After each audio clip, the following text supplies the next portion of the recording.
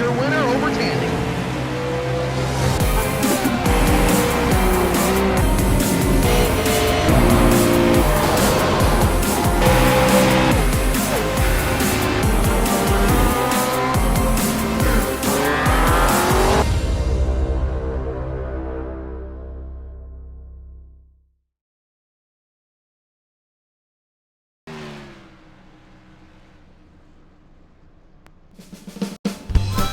Welcome everybody to Texas. This is a Dynasty Racing League 250 at Texas Motor Speedway. My name is Jordan Gonzalez, standing in for Ryan Branch tonight, who is out. I have in the booth with me Eric Weatherholtz and Ryan Hesgard. Eric, Ryan, how you guys doing? Doing pretty good. Doing good, Jordan. Glad to be here. Glad to have you guys here with me. We have 2 minutes and 40 seconds left in the practice here. This is the Fastlane Cup Series of the Dynasty Racing League. And again, I'm glad you guys are tuning in to watch. Excuse me. Yesterday we had our B-car races with the Ohio Ghostbuster, Xfinity car, whatever you want to call it. Ohio Ghostbuster. You can tell I don't do this very much, so I apologize. Our Ohio Ghostbuster. Northeast Ohio. Northeast Ohio Ghostbuster series, yes. Sponsored by Daniel Hallis, giving the shout out to Northeast Ohio Ghostbusters. And we have a driver in our broadcast, Ryan Hesgard, who was part of that. Why don't you kind of summarize that race for us? Let us know what the track can do for us tonight. Yeah, last night was a pretty good race overall. Lots of different things going on. Beginning of the race, everything was smooth, calm, collected. There was a lot of grip. Speeds were high.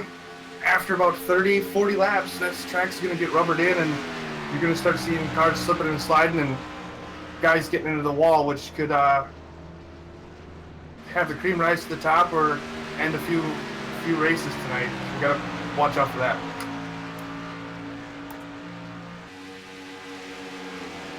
All right.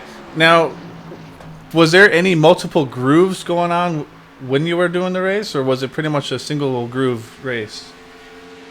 Yeah, it seemed like when the track was fresh, qualifying practice, it was the bottom lane was the way to go. There's a big arch in turn 3 and 1 and 2. Real late apex, carries a lot of speed, but it's real easy to miss that wall. 3 and 4 was on the bottom all day long. After about 40 laps or so, once the tires started going away and the track got rubbered in, it was middle lane.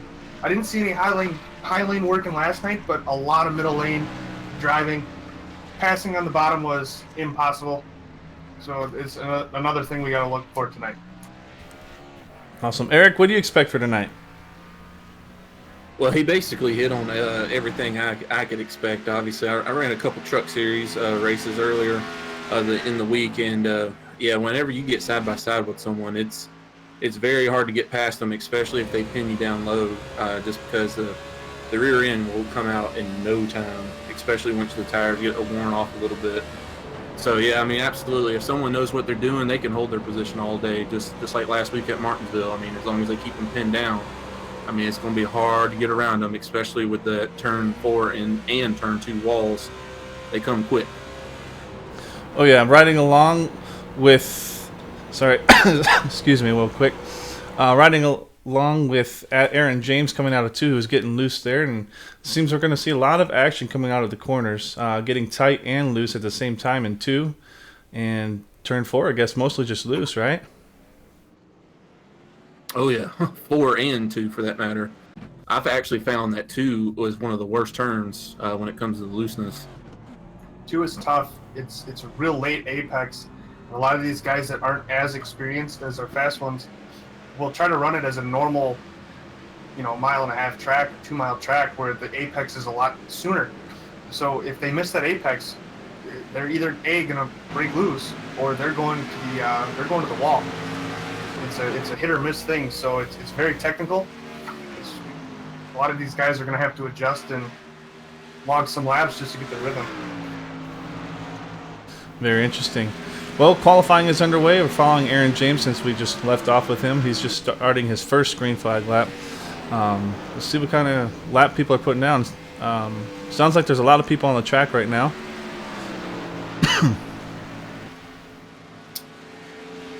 Oh yeah, they're wrapped all the way around the track actually right now. So,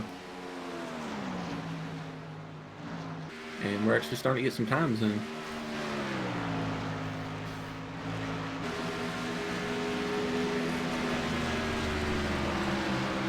Bird with the fastest lap for the first lap. John Theodore in second. Oh, Eric Johnson jumps to the top of the board.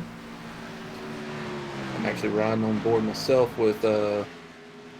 Eric Wolf. Andrew Bird's Eric? going to be a quick one to watch tonight. He didn't log many practice laps and joined kind of late, but I know from past experiences that he is quick. He's going to be a dark horse tonight, I think. Yeah, I think Wolf actually bailed out of his lap and he's going to try another one.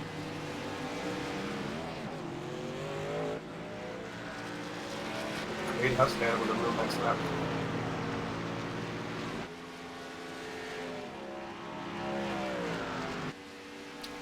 Burrows on the outside pole now. Wade Husted, Anthony Burrows, Eric Johnson were your leaders for the qualifying session. Following along with Eric Wolf right now, is coming to take his next open lap. I don't know if this is his first or second. I don't know. I caught him after he was restarting. Yeah, he never took a lap. He stopped on the back straight away.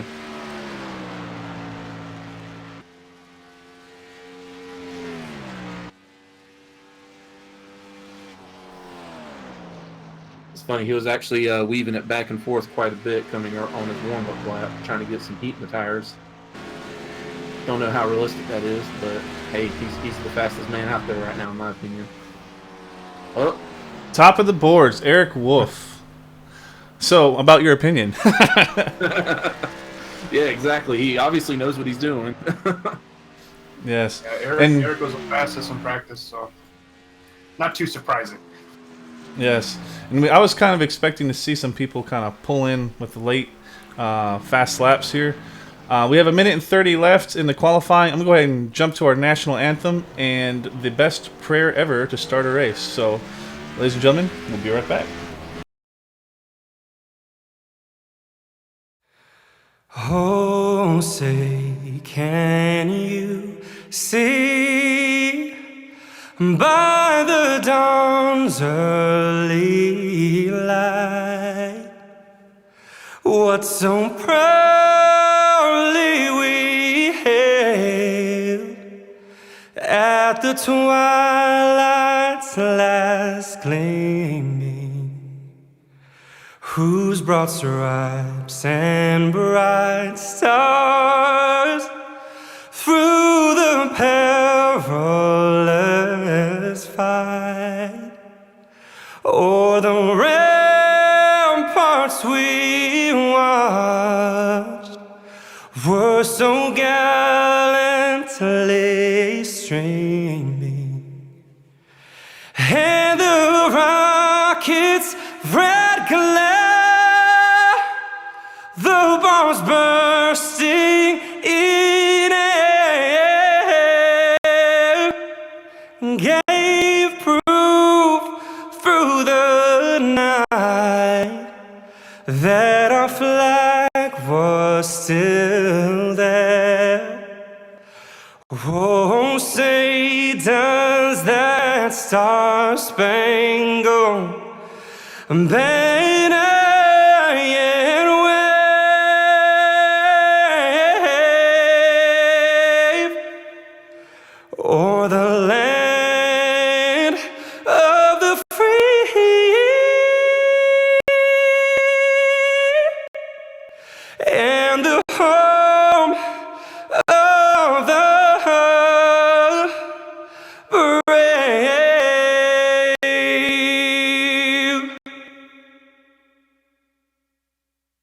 Heavenly Father, we thank you tonight for all your blessings. You said in all things give thanks. So we want to thank you tonight for these mighty machines that you brought before us.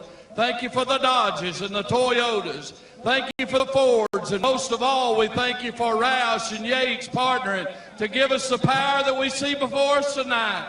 Thank you for GM Performance Technology and the R07 engines. Thank you for Sunoco Racing Fuel and Goodyear tires that bring performance and power to the track. Lord, I want to thank you for my smoking hot wife tonight, Lisa. My 2 children, Eli and Emma, or as we like to call them, the little Eves. Lord, I pray you bless the drivers and use them tonight. May they put on a performance worthy of this great track. In Jesus' name, boogity, boogity, boogity, amen.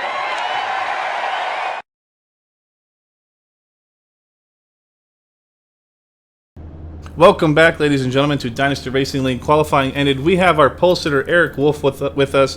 Eric, walk us through that fast lap, man. You just went straight to the top, man. Yeah, I managed to run a good lap there. It's kind of tricky to put it all together there, but I guess I was fortunate enough to hit my marks there. Now, we noticed you stopped in the back and reset. Did you miss something, or what was up with that? Yeah, I got a little bit slow off turn 2, and I knew that as close as this field is, that half a tenth might have cost me the pole, so I parked it and tried it again at 100% because that was going to be like 99%. Gotcha. All right, man. Well, good luck to you in the race, and hope to get to interview you later. All right, sounds good. Thanks, man. All right, gentlemen. I'm going to go through our grid real quick. Again, this is a Texas 250 at Texas Motor Speedway with Dynasty Racing League. We have a partly cloudy sky, 65 degrees, 28% humidity with a 6-mile-an-hour wind from the northeast. We have our grid right here. So pole position, Eric Wolf, followed by Wade Hustad, Anthony Burrows, Chad Presnell in 4th, Eric Johnson and Dustin Musil, Andrew Bird and showing Mark Vega in 8th. Is he really? Maybe he's a last-minute racing. That's interesting. Normally he's a race control, but cool. Michael Seal and John Theodore in 10th, and John Theodore is also a streamer. Jonathan Schwartz in 11th, Christopher 12th. I got a fly, Mike Springer, Thomas Harmon, John Mullins, Jeffrey Meyer, Daniel Hallis, Martin Wenzel, Aaron James, Corey Budin, Brandon Dalton, James Pandolf, Joseph Nover, Joshua Wakefield, Sam Needfield, Chris James. It is green flag. David Wright, Nicholas Resin, Josh Coppenroll, David Wellborn, and then our broadcast team and race control. Ramble in the back right away. Eric Wolf was off to a commanding lead, almost a half a second. Yeah, he was shot out of the cannon right off the start. Oh, we got a wreck. Oh, where we got it? Where we got it?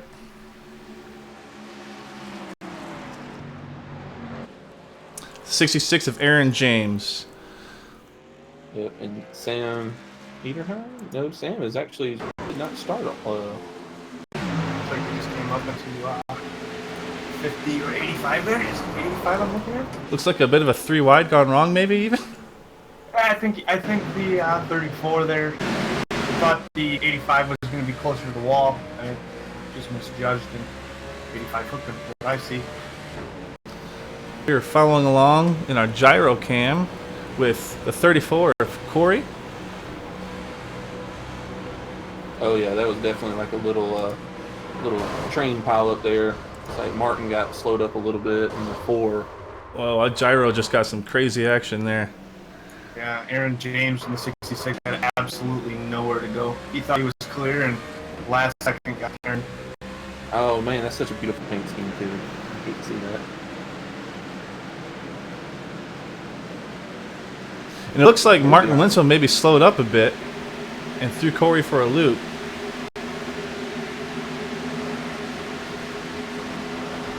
And Aaron James just a victim in that.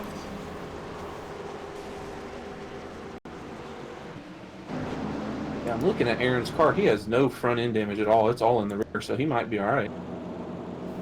Yeah, from experience last night, the car can take quite a bit of damage. As long as you don't have a engine problem, you'll be okay. That's good. Now, we're looking at the track, and the track is very gray. Doesn't have any wear into the track just yet. The iRacing, you can set what track state to start for each session, and it looks like it's very clean. So talk to me about tire wear, Ryan. How was it last night? And well, I mean, I guess you mentioned it a little bit earlier how it was, but what do you expect with these leaders who are staying out with just a half a lap of tires? I don't think they're going to have a problem here until they get about 10 laps in. Then you're going to really notice the speeds fall off. But with a half a lap of tires, I don't expect any difference. It's going to be just a normal restart here. Normal restart as far as racing goes. So, Eric, tell me, what drivers do you think might have a chance of knocking Eric Wolf off his pole position and getting a win tonight? I mean, you can't go wrong with Kevin Harvick. Oh, I mean, our Kevin Harvick, Anthony Burrows. I mean, he's just been so freaking good every time that we see him week in and week out. So Eric seems like he has the speed. It's just Anthony just somehow gets it done. Just like Hebel in the truck series with me. It's like every week he seems to be there at the end. So I think I'm going to go with Andrew Bird here. Talked quite a bit about him before we started broadcasting. I really like how he may not have practiced as much this week, but I know for a fact I've raced with the guy. He is fast and he will adapt to anything. I know he likes loose race cars, and this track will get loose. Wade is another good one, but I think I'm going to stick with Andrew. Hopefully he can do well here in his debut. Wade Husted last night was having a commanding lead. Him and James Lorello just going back and forth, and then a late race wreck between the leaders actually shook up the field a little bit. You want to speak towards that at all, Ryan? Yeah, I didn't catch the replay of what had happened. I know that Wade was significantly faster than all of us last night. He had the field, in the palm of his hand. I don't know if somebody got loose or what happened. All I know is I seen Wade in the inside wall. So that's the beautiful thing about DRL is anything can happen, and you have to. It's anybody's race. You could be not so good here, and a wreck can take out the best guys. You just never know with this league. That's the beauty of it. So if these front, 5 or 6 guys, 7 guys can stay clean, any one of them can win this race. It's all about who has the best control being loose. That's what it's going to come down to tonight.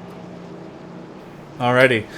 Tonight we have a new graphic that I'm going to use, and I'm going to use it anytime we do a restart. Excuse me.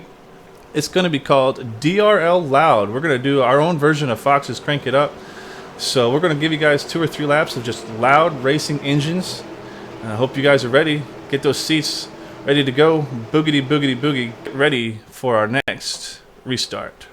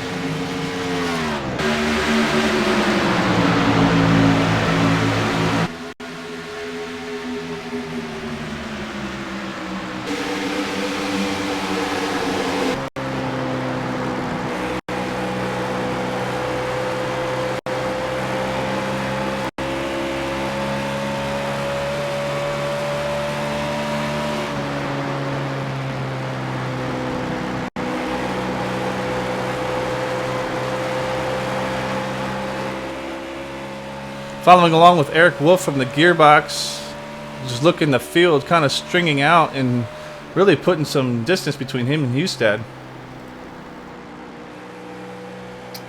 Yep, but we got Mr. Burrows. He's just sitting back there biting his time. Now, how do you keep an eye on him? Here's my question for those of you who are much faster than me, which is like everybody. How do you go fast and save tires? What's the trick to that?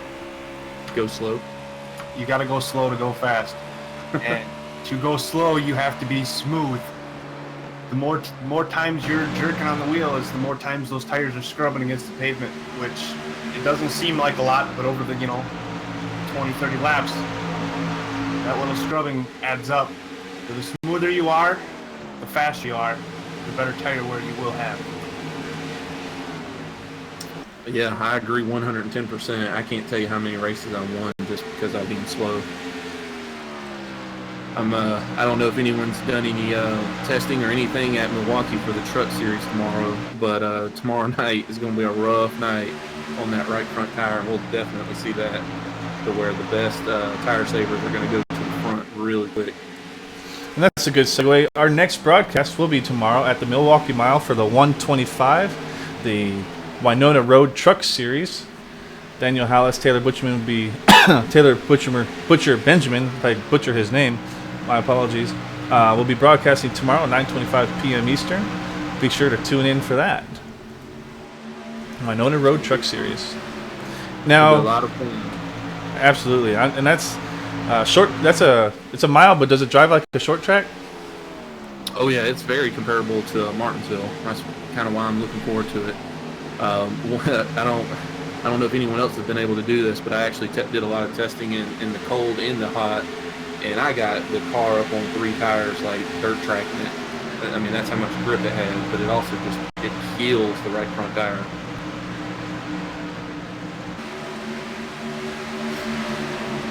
I actually had to change my pedals around for the Martinsville race.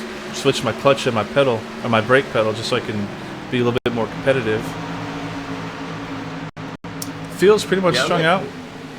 Go ahead. Yeah, they're spreading out real good. I mean, like I said, I got Burrows right up on the back of Houston there, so we may have changed for second place if they keep going like this.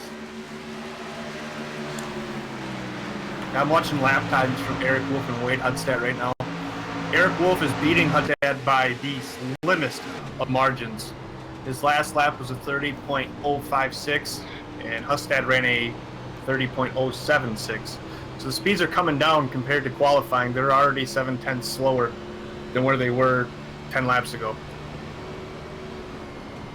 Oh yeah, and on that note, Burrows actually ran a 29 the last lap. Well, 2 laps ago now. How many? Wade Hudstad with the best lap that last lap. And running these fast laps, those tires, are they going to last as long as your fuel tank? No. You will get extremely loose. I would not be surprised if you're going to see a multiple amount of pit strategies here if we go green. Never know, we might get one of those guys that just overdrove everything and used up all the right sides there and puts himself in the wall. Hopefully that doesn't happen and we can have a real long green flag run here. But with this track and this being as slick as it is very difficult to maintain. Following along. Yeah, actually, Burrows actually was dirt tracking it coming off before that last lap, just a tiny bit. I was riding along with his cockpit a little bit ago. He's definitely keeping it there quite to the bottom line, so it doesn't seem like anyone's willing to move up the track. Following along with Thomas Harmon right now, and I just wanted to show that this gentleman is obsessed with Avril Lavigne. It all started as a joke from what I can remember. I don't remember what exactly happened, but last year he decided to slap a Avril Lavigne logo on his hood, and it kind of stuck. Actually, he came to me looking for an S2R paint scheme, and I said, last year we all ran the same ones. I said, we're going to do our own this year, and we got him hooked up with an awesome painter. We got a wreck on the front. Did his paint, and still running it. The 66 of Aaron James. 77 got into the 66, it looks like. 66. That's not a good start for him right now. That's 2 wrecks that he's now been in, and that's he's a victim in both, it appears like. Ooh. Oh yeah, for sure. The 77 definitely came up on him. Wow. Let's go ahead and ride along with the 77 here. 77 got extremely loose. I'm looking at the cockpit. It looks like the 77 hit the wall the previous lap. So maybe not quite having the correct turn in for turn 4. coming he out comes of, off of he comes off of 4, and I think he's just a little too low, and he aims for the grass and tries to correct it, and it just sticks. Unfortunately, the 66 was there. I hate it for him. That's 2 wrecks that he had no reason to be in. He was just an innocent bystander. And we got leaders on pit road. Yeah, I expect everybody to take 4 in a full tank here.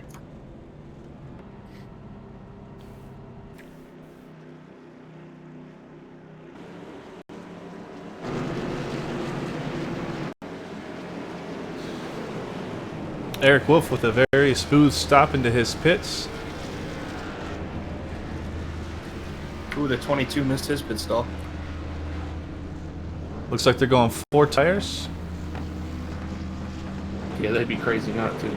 Eric Wolf, first one out of his pits, gets first, followed by the 32, 62, and then a mad rush.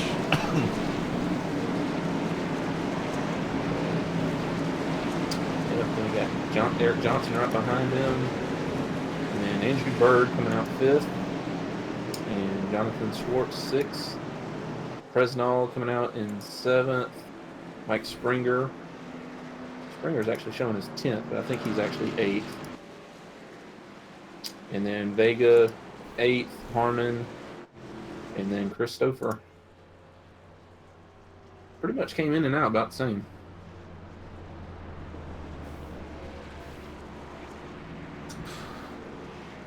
So our second caution of the night brought out by a car getting loose in 4 and collecting Aaron James. Second time, a victim tonight. Doesn't look like he's going to have a very enjoyable night tonight. Hopefully it doesn't end his race early. Maybe he can make up some positions a little bit later. I'm going to go ahead and go to a quick commercial break, and we'll be right back. We'll see you on the other side.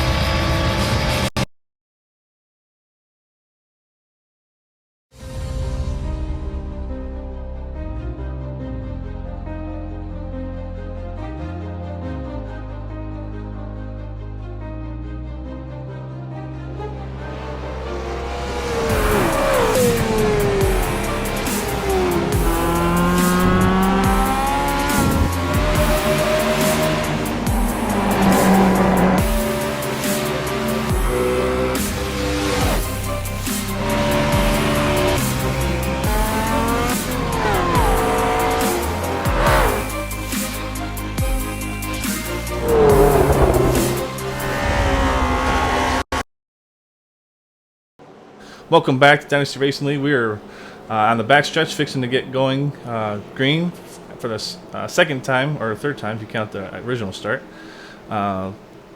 Some reports coming in about some drivers being uncomfortable with their car. Ryan, do you have anything to report? Yeah, I talked to Thomas Harmon during the break. He says his car is not comfortable. I don't know what that means. I know he's loose as of right now. We'll see if the new tires and an adjustment maybe will help him out here. All right, let's do another DRL loud. If I hit the right thing, DRL loud. Here we go.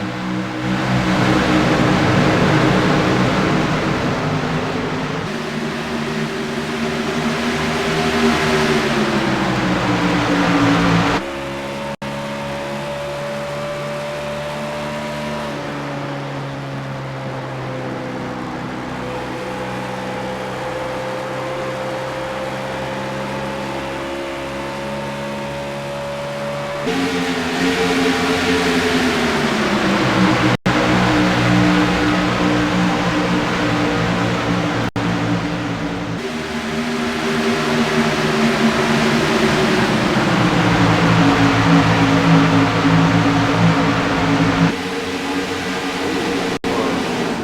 have someone getting low there in the back stretch.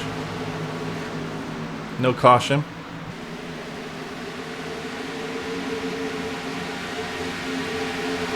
We have Mark Vega challenging Thomas Harmon for position. I've been watching Harmon after this latest adjustment. He's working that high side fairly early, and it seems to be working for him a little bit here. He's holding his position. You can start to see the track getting a little bit darker to see where the groove is. So we can definitely see rubber getting laid in, but that bottom groove is basically where it's mostly happening. Yeah, and that was Mr. John Mullins in the 64 Bass Pro Shop Chevrolet that actually he got real loose coming out too. Did a great job saving it. Riding along with John Mullins' gyro, kind of see what his lap is looking like coming out of turn 2 right now. I don't know, but I think Eric Wolf is hearing the Jaws thing right now.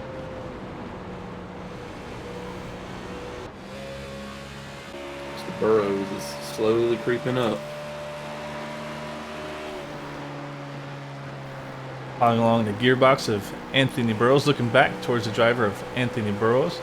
As Eric mentioned, he is like a Kevin Harvick of this league. He's kind of been dominating. Eric Wolf has taken a couple races off because he actually just got married not too long ago, so congratulations to him. Now he gets to know what it's like to have a boss. Exactly. Been married 7 years, about to hit my 8th, and nothing changes. You just have to listen more. And yes, ma'am. I'm still practicing saying that. We have Nicholas. Actually, I told myself I'm gonna get a tattoo with 2 dates: my wife's birthday and our anniversary, so I know I'll never forget them. We have a driver in the pits, and Nicholas Cresson. I can't imagine this being planned. Is there anything to report with that, or give you a second to get some information there? When I look back here, I couldn't see if he had an individual incident or not. His car is pretty damaged, so he might just be battling some seriously ill handling right now. Oh, it does look like he got into the wall there a little bit. That might have just knocked in his toe. Yeah, he was about a half a lap behind the pack, actually, as the laps were going down. He's the one that actually brought out the last caution with the 66, so I mean... He got really loose on the backstretch and got into the wall, so he just decided to take it right down pit road. Yeah. Well, it's an unfortunate way to participate in a race, being loose and taking somebody else's race out, you know. So, looks like Eric Wolf has gained on, or put more distance between him and Burrows. There's now a 1 second gap. Yeah, he's about 2/10 a lap faster. He's clicking him off right now. So the question is, does he decide to push, or does Anthony decide to save? Hard question. I think Anthony's probably saving a little bit here. Ooh, we got a wreck. Caution. 72 is involved. Daniel Hallis, the sponsor of the B-Car races, the Northeast Ohio Ghostbusters.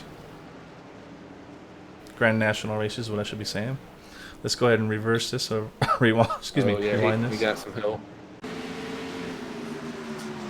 Yeah, you got some help from the 96. Same place. It's looking like that front straightaway might be a dangerous area too, coming forward and going through that quad open. 96 of David Wellborn and Daniel Hallis. Oh man, we might get some words tonight. Maybe something in the boxing ring even. David Wellborn, he's also one of our admins and broadcasters here at Dynasty Racing League, and so is Daniel Hallis. So when the two get to meet together like that, it's never a pretty sight. Unfortunate for both of them, but hopefully not enough damage to ruin their nights. Following Daniel through the replay, though, looks like he didn't. If the pace car was a real car, he would have got nailed. That's funny. I think from watching this replay once again, I think there was a big checkup in front of the 72, which made him get out of the gas. which kind of broke his car loose a little bit. So this is kind of an unusual race based on the way we've been having our races throughout the previous few races. How many times can you say race in a sentence there? Several cautions pretty early in the race. We're not quite halfway through. Oh, Mark Vega stayed out, actually. Mark Vega, race control, has decided to own the race. I'm going to show you guys how to do this. He's got 14 laps on his tires. Eric Wolf beats everybody off the pits. Yeah, he was doing, Vega was doing good last night in the Grand National race as well. Challenging for the lead at one point, and even was leading for a while, I think, if I'm not mistaken. I think Hustad actually lost a spot. Yep, Eric Johnson beat him out.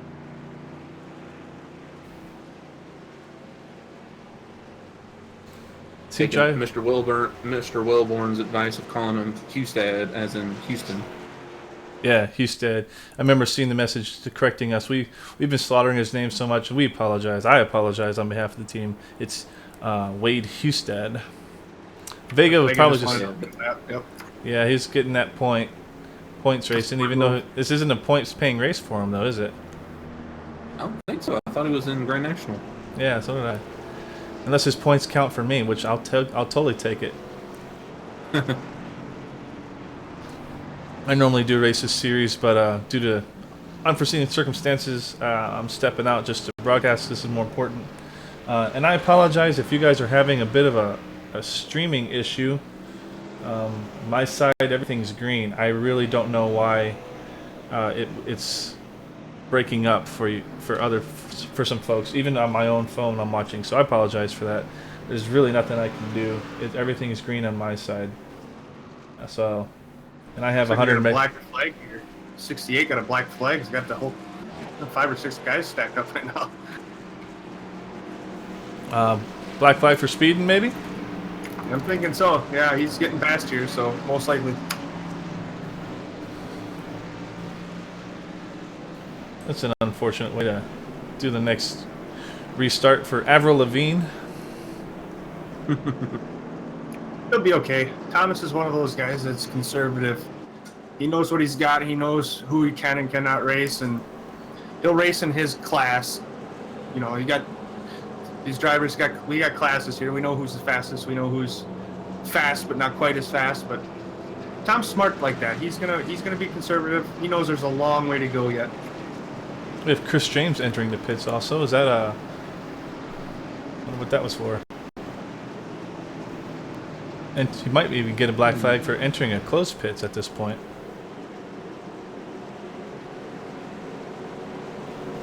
Well, we got one to go as they're coming around to the back.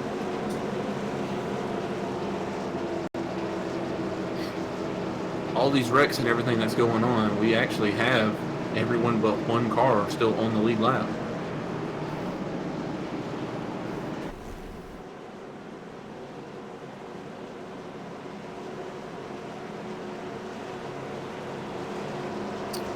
Staring at Eric Wolf's car all day. I kind of want some Dunkin' Donuts now. Oh yeah, it definitely makes you hungry for some fat meets greasy stuff here. Yep. Matter of fact, isn't there a Five Guys car out here in Mr. Jackson, I think it is? Oh, they got some of the best ice cream shakes. All right, we're fixing to go green. We're going to do another DRL loud segment. Here we go, ladies and gentlemen.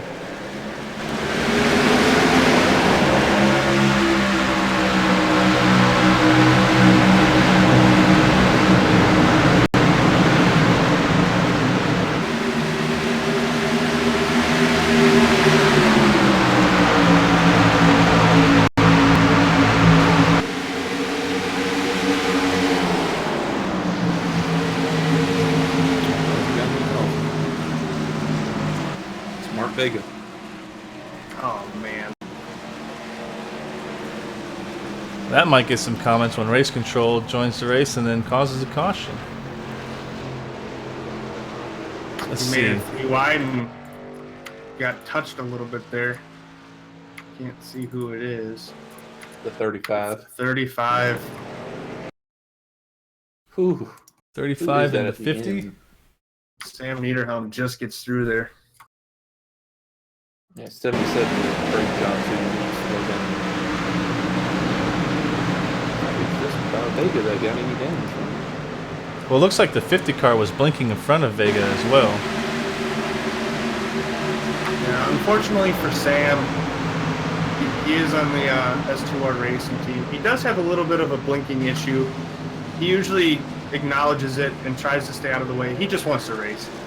So, look for him to be in the back. He's going to be consistent. He's not trying to cause any wrecks or anything, but he is a good racer. Once he gets the blinking under control, he can fight with the best of them. So hopefully for his sake, he can get that resolved.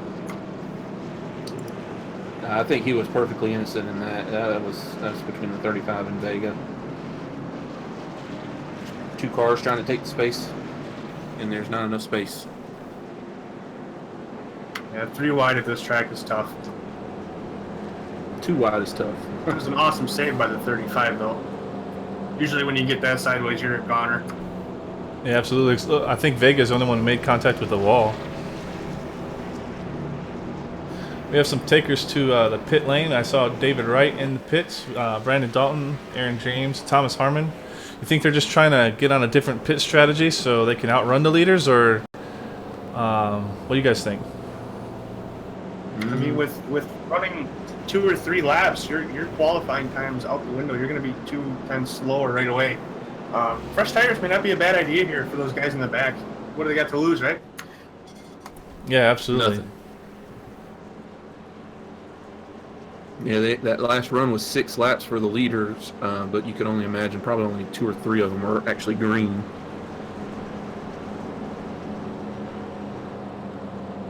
But yeah, even when you qualify after 1 lap, you can feel a huge drop off after that 1 lap. So,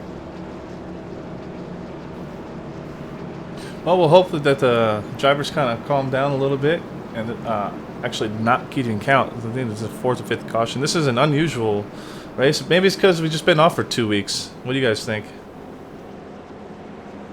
very well could be, absolutely. And it's already a tough track. I mean, this is essentially Atlanta all over again. It's just a tiny bit more grip, but it's definitely not like Vegas or some of the other tracks that's got grip. It is extremely slick. Who knows? Maybe within a couple months to a year, we might get the Texas repave, and it'll be a totally different track. But yeah, these guys got to be patient, and even more patient as the run goes on, because as the tires wear off, the rear end's just going to kick out. Absolutely.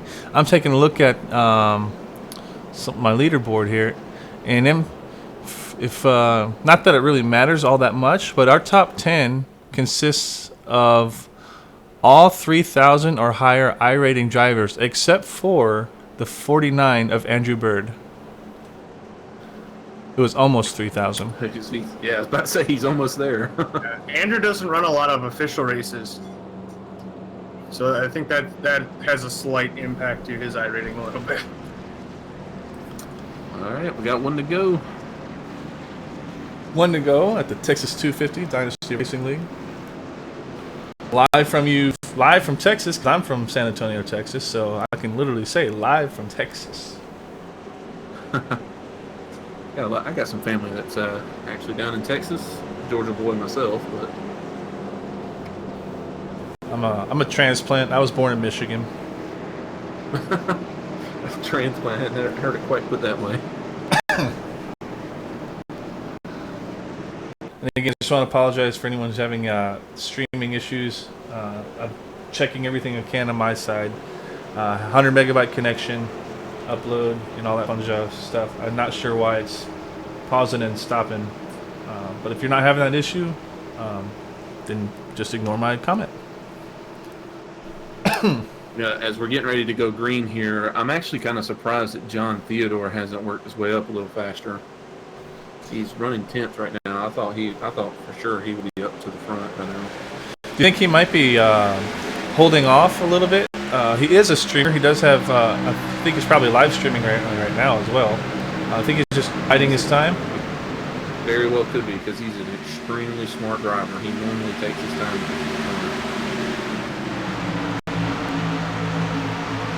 My only thing is with all everybody getting loose, Oh, we got someone else. Somebody on the back. Backstretch. Yeah, they're reporting Sam's blinking quite a bit, so they asked him to pull over here.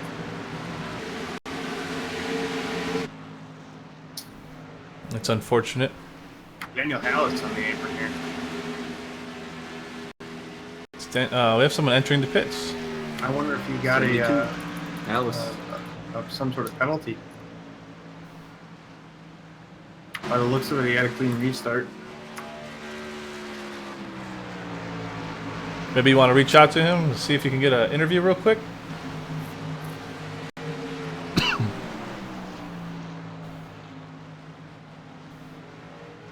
9-second pit stop. Yeah, I was gonna say he's sitting there for a while. Eric Johnson has moved up to second position. Ooh, Jonathan Schwartz right behind him. And Anthony Burrows has dropped back to fifth. I'm still not counting him out. Him and John, they'll be up there by the end of this race. My only reason why I'm thinking I'm surprised he's staying back there is just simply because people are getting loose and trying not to get caught up in someone else's mess. But he also may be thinking that the top 10 are, so far the top 10 have been extremely smooth.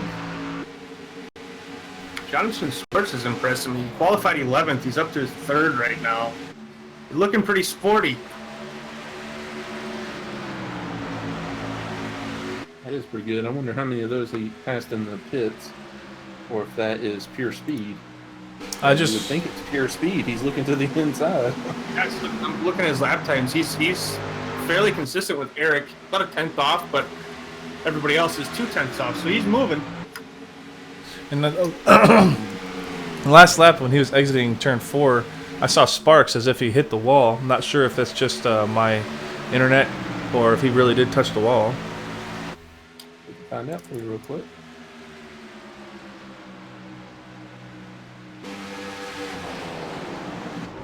Left side of his car looks pretty clean here. He gave it just a tiny little Darlington stripe. I mean, just barely kissed it. He'll be all right though, but he definitely did scrub it. Kissing is fine as long as he doesn't hug it. Yeah. Hey, sometimes kissing make it faster. After last night's race, I got my name on one of the stars off of turn 2. It is so difficult to be able to maintain speed and get off and down the backstretch cleanly without breaking loose or anything. I wouldn't be surprised if you're going to see a pretty dark mark right on the exit of turn 2. Riding along with Jonathan Schwartz still. I didn't realize he started back in 11th. He's gained his way up to position 3 right now. And he's definitely reeling in Johnson. He's getting closer and closer. Going for the inside. Eric Johnson ain't one to sleep on though. I mean, if you go back to the Atlanta race, Johnson ended up finishing 3rd place in that race.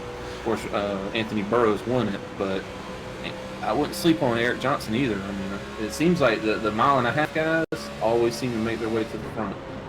Oh yeah, Johnson also had an interesting pit strategy there.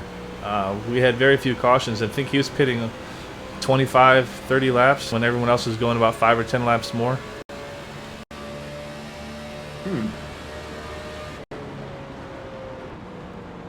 Well, none of that matters at the end of the day if Wolf is slowly pulling away from them all. Over a second lead, and then a group of 4, then a single car, group of 2. Good pass for a second here. Yeah, there he goes. Eric Johnson's getting the run on the high side. See if he can make it happen entering 2 here, or 1 and 2. All that did was pull Burrows and Hughes right back up to him. That's what I was telling you at the beginning of the show. It's so hard to pass, even on the inside.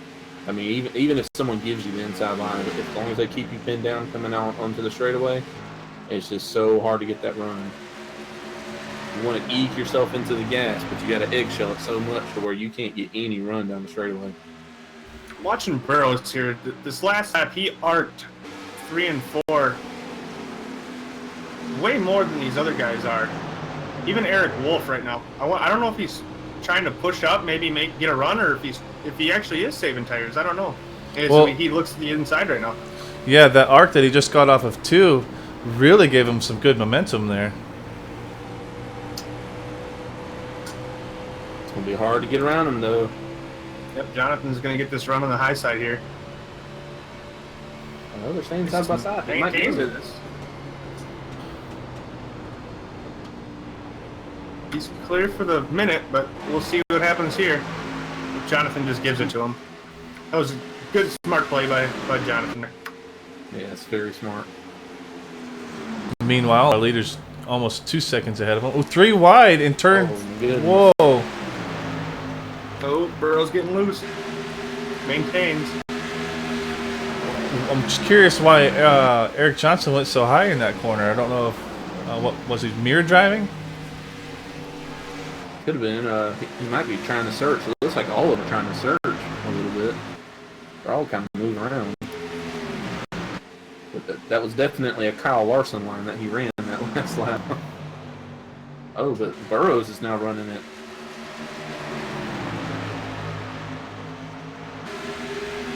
In the groove, you can see that the dynamic track state.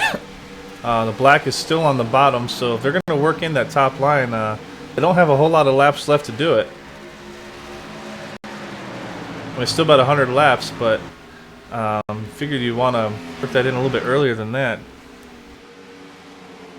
Going to the inside.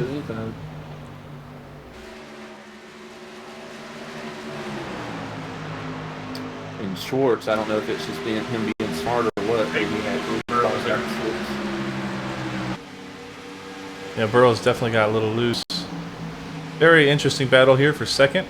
We're going to jump back to the field. Let's, how about our league owner, James Pandoff? Let's see how he's doing here. Started in 22nd, currently 19th. How are you doing that? We got Burrows getting underneath Eric Johnson. And You just can't get the run off of 4. I mean, like you just don't have that space. this is going high in turn 2. And it's coming down right there. Getting Get a run. a great run on the backstretch. Almost even when they get into turn 4.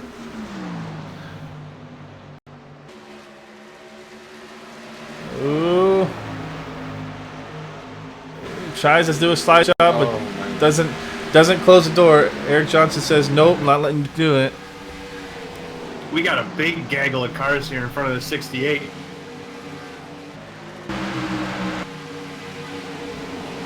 So we got a battle. 6 guys close here.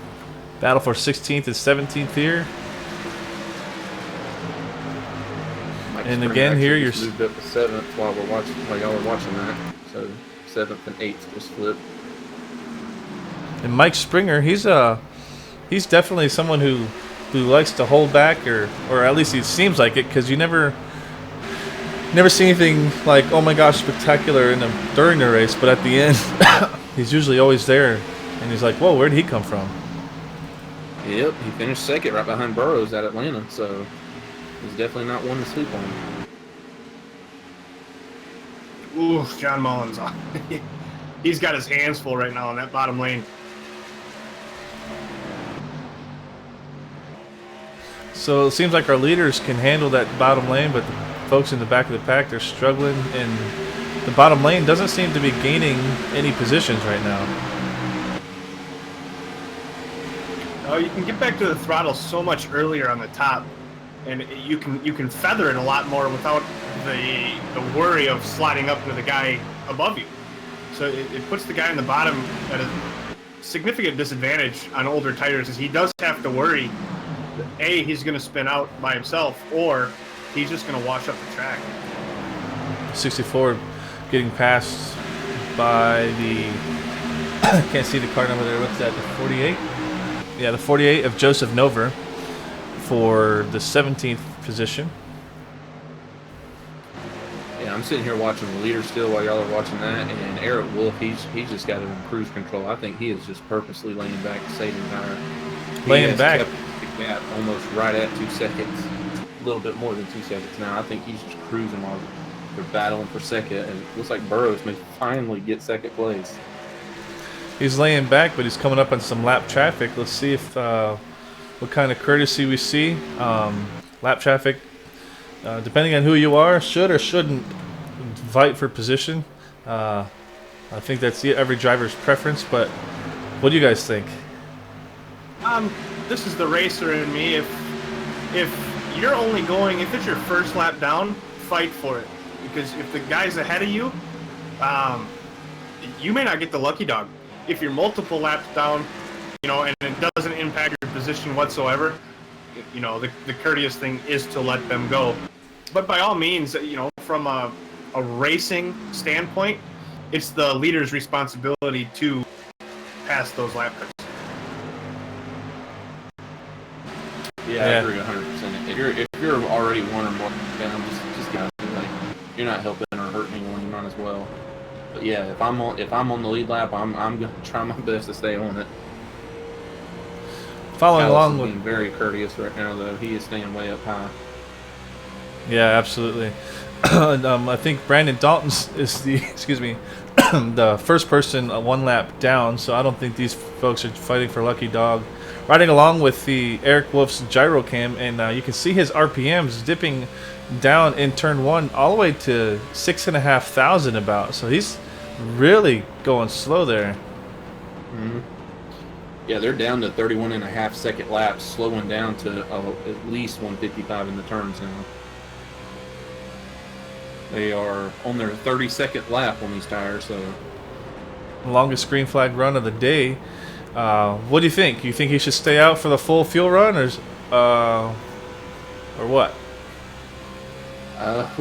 I would say 40 laps personally. I mean, obviously, y'all may have a little more experience. I haven't run any Texas because I've been practicing for Milwaukee this week, but I mean, 40 to 50 laps I think is the max, because even at Atlanta, I mean, the track your tires are just shot by the end of it.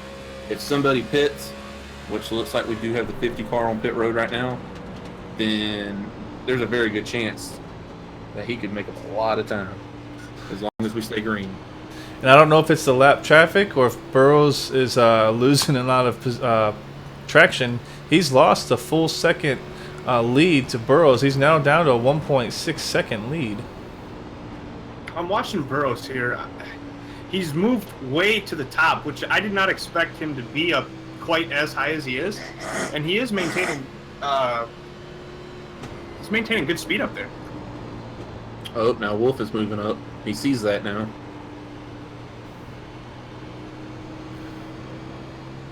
Yeah, he's getting such a launch down these straightaways. It's crazy how much speed he's carrying down the straightaways, and he's probably not on the brake at all. I'm not sure, but he's probably able to carry so much more speed through the turn. Looks like we're having some green flag pit stop start. John Mullins is on the pits.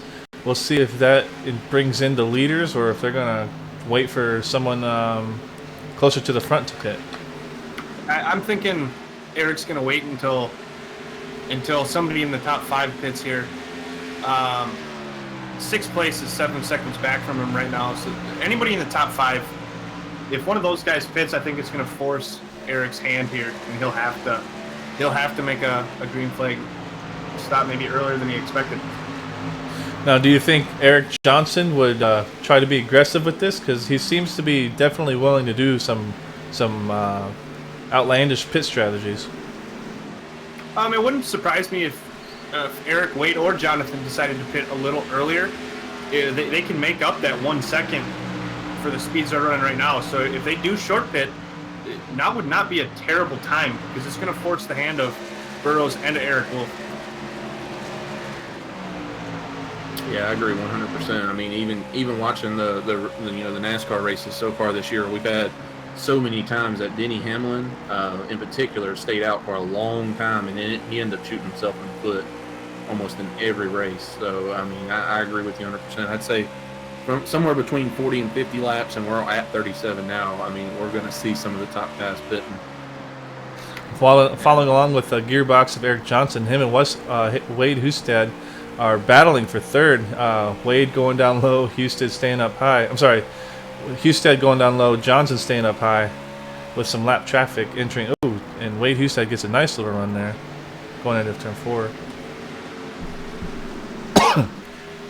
Ooh, it looks like we have Eric Johnson going into the pits. Let's see if he can get it down before. Oh, the four's on pit road 2, the 77. This might force a hand of Eric Wolf and Anthony Burrows here. They're going to have to pit to maintain speed. Otherwise, Eric Johnson's going to have the lead. The only thing with, it's a catch-22. The only thing that can hurt them is with these tires being as loose as they are, there might be a mistake made. And as I'm saying that, Eric Johnson slipped through his pit box. That's going to hurt. Ooh.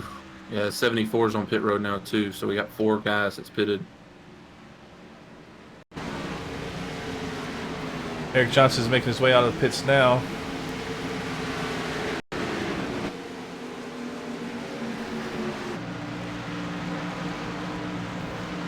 So far, nobody else, though. But there's always a group that goes a couple laps earlier.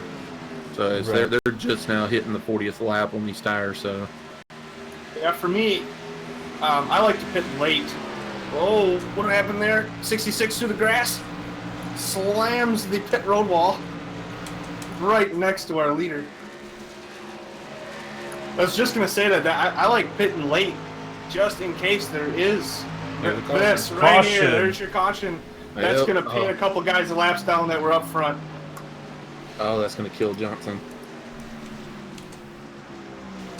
What was the caution for, though? I'm looking. David Wellborn spun it by himself. Just got loose going down the backstretch. It's a tough break for him.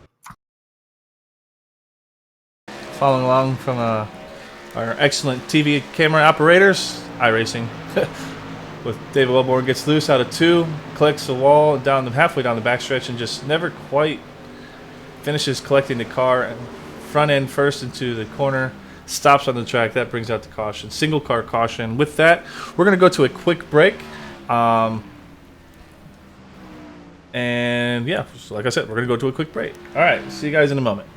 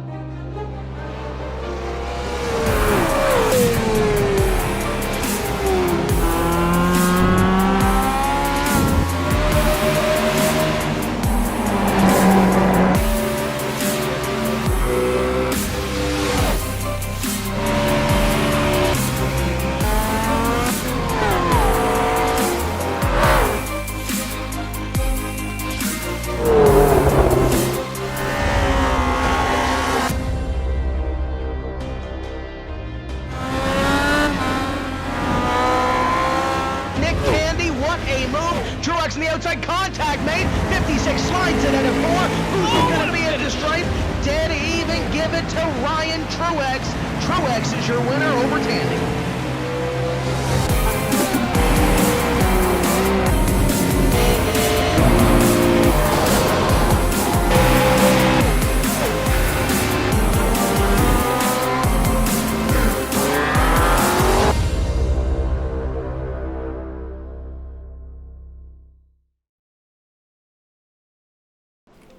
Welcome back to Dynasty Racing League. Following up with some off-the-camera interviews, we have our original broadcaster, Ryan Branch, joining us. Ryan, how are you doing tonight? Hey, I'm doing pretty good, man. Had a little work trip kind of interfere. I wish I could bring the race to everybody this evening, but I'm watching from home, just like all the viewers out there. Awesome, man. What do you think of the race so far? It's been good, man. I see a trend this evening so far. Mr. Burrows, it looks like he's going to try to do the late race thing again, man. He was gaining on Mr. Wolf there, and he's running that. He's just running a little bit higher than everybody else, and he's done it all season long, and he catches people late in the races, man. I don't I don't know if I want to see him win another one, but it'll be impressive if he can pull it off. Absolutely.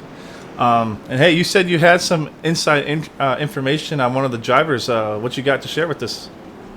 Yeah, actually, right before that last caution, Wellborn, you guys caught him just completely unable to control the car. I was actually in a radio channel with Martin Wetzel, and the lap prior, it wasn't caught by you gentlemen on the broadcaster, but he lost his car the exact same way. He was driving straight down the backstretch. It's not like he lost it out of the corner.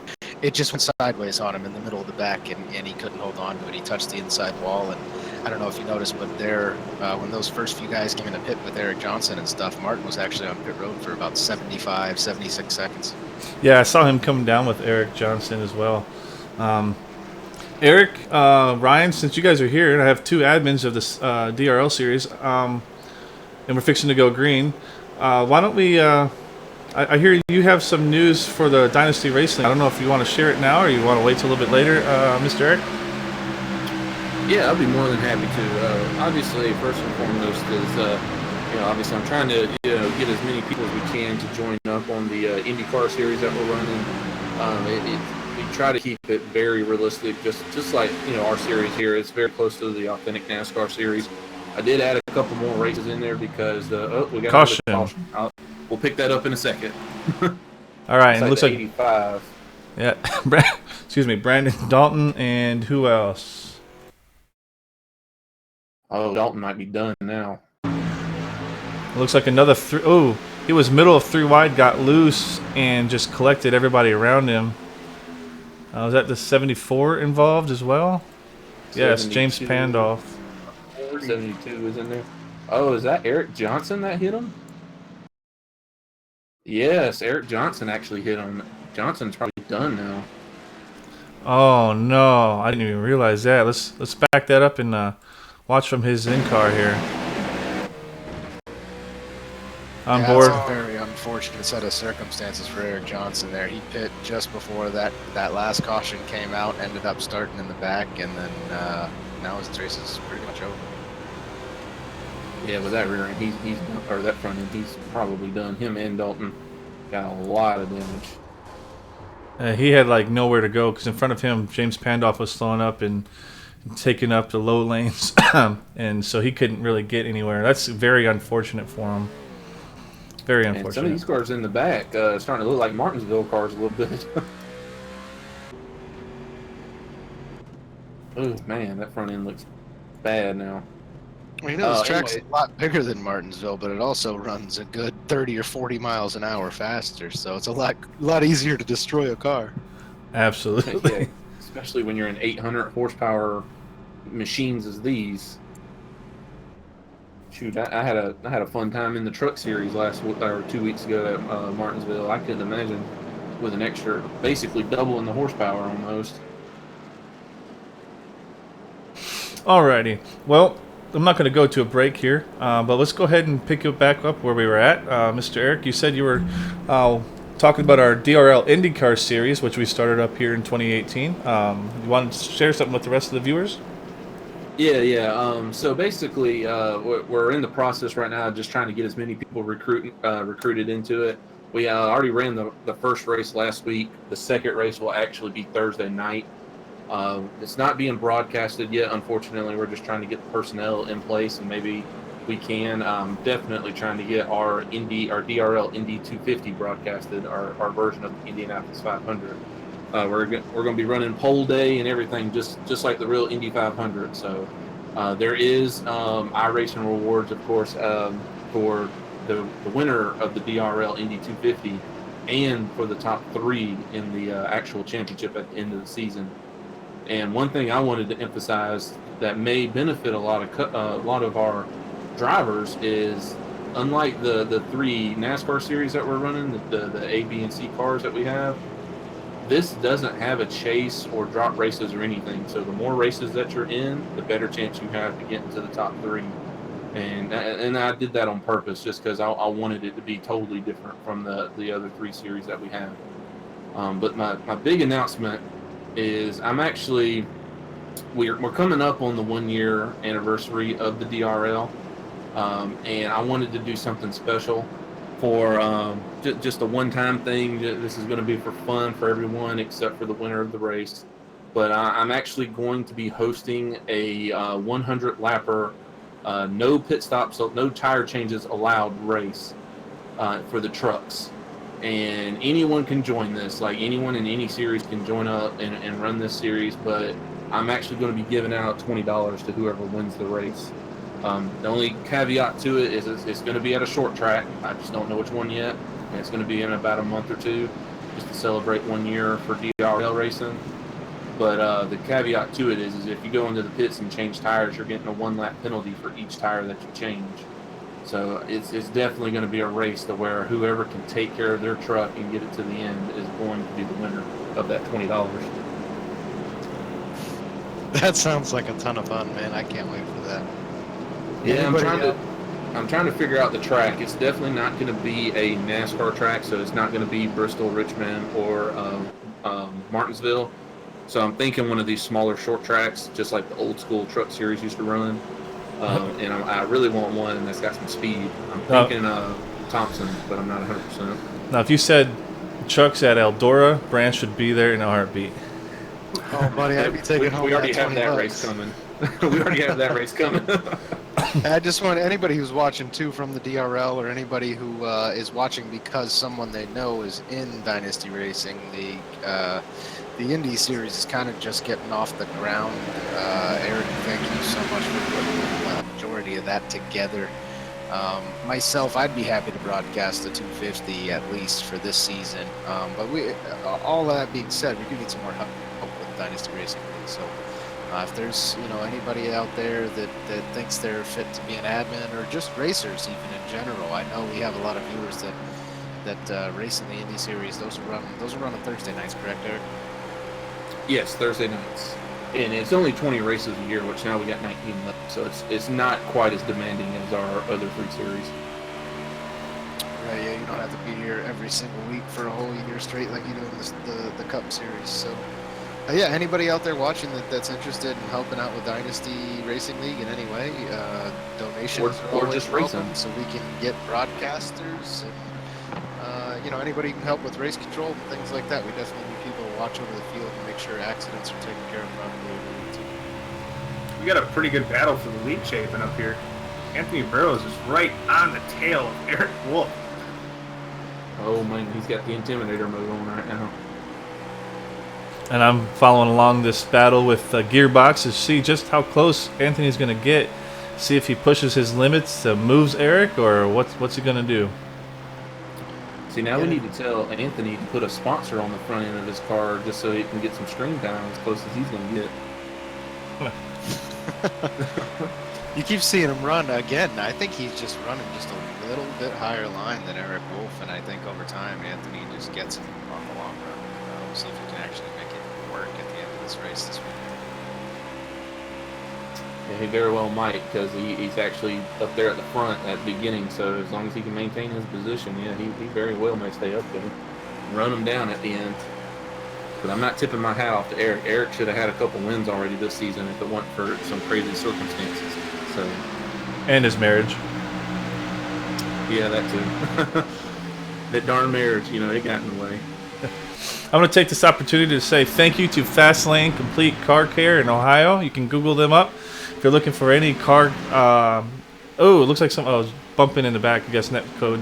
But if you're looking for any type of auto care for your car, you can Google them, see if they're in your area. They're willing to sponsor us, so they're definitely trying to get their name out there. They got the mechanics, they got the talent. So go ahead and give them a look up and tell them DRL sent you there. Don't know we have any coupons for you, but just tell them that we sent you there to kind of help out our relationship here with our sponsors.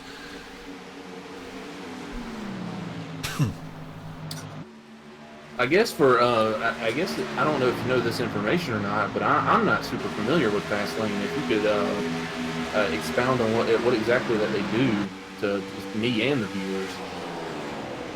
Well, it's just your typical car care. They got the mechanics you can find. Their website has been under maintenance for a little while, so you can't exactly Google that. But if you go and look up the Google images and you can look up where their business is, you can see they got the typical garage setup. You know, the 4-bay car thing. You can lift up trucks. They can lift up cars. Looks like it's like the name says, complete car care. They can do everything mechanic-wise. I don't know if they're a body shop. I don't have that information, and again, I don't know if Ryan has that information either. He's our normal broadcaster, so I'll just pawn it off on him. No, they do a little bit of everything. I think they have more than one location, and they do auto detailing as well. So we're very, very happy to have them on board. That's what I need right now with all this pollen down here in South Georgia. Oh man, anywhere south of Virginia, you know, the Miranda line on down has that pollen issue right now, but we still got snow up here in the north, so. Whew. We get snow down here, we're out for a week. I'll tell you what, on my way to my hotel tonight, I drove through the mountains of Vermont, and there's definitely some snow coming down up there. Oh man, looks like Hustad is actually passing for second place. Burrows may not have as much speed as we thought. Well, you know, you say that, and the thing, it happens every week, man, and I say it week in and week out, and I think 3 weeks ago, he got into the lead, and you thought that Eric was going to catch him over time, and Anthony kept gaining on him, and Anthony was running a more aggressive line. To the inside on the back straightaway again. Sorry about that. Didn't mean to cut you off there, but I feel like we you're good. had something. Yeah, and then pretty much every other week of the season, that's what you see is Anthony just bides his time, he lets the car come to him, and then he catches him late. And he was doing it at the end of that last green flag run. I think we might see it again here at the end of this green flag run.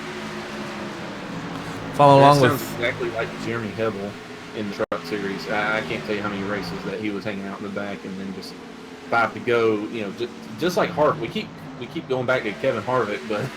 His nickname for the longest time was, where did he come from? Absolutely. There's a name that we haven't got back to, but we mentioned that he comes out of nowhere. Mike Springer's made his way up to 5th. You know, if there's a guy who runs that high line, it's Mike Springer. He definitely tends to run a different line than the other guys, and I think he's found himself in a lot of top 5 positions this season. Ryan Hesgaard, do you have any news from drivers on the track?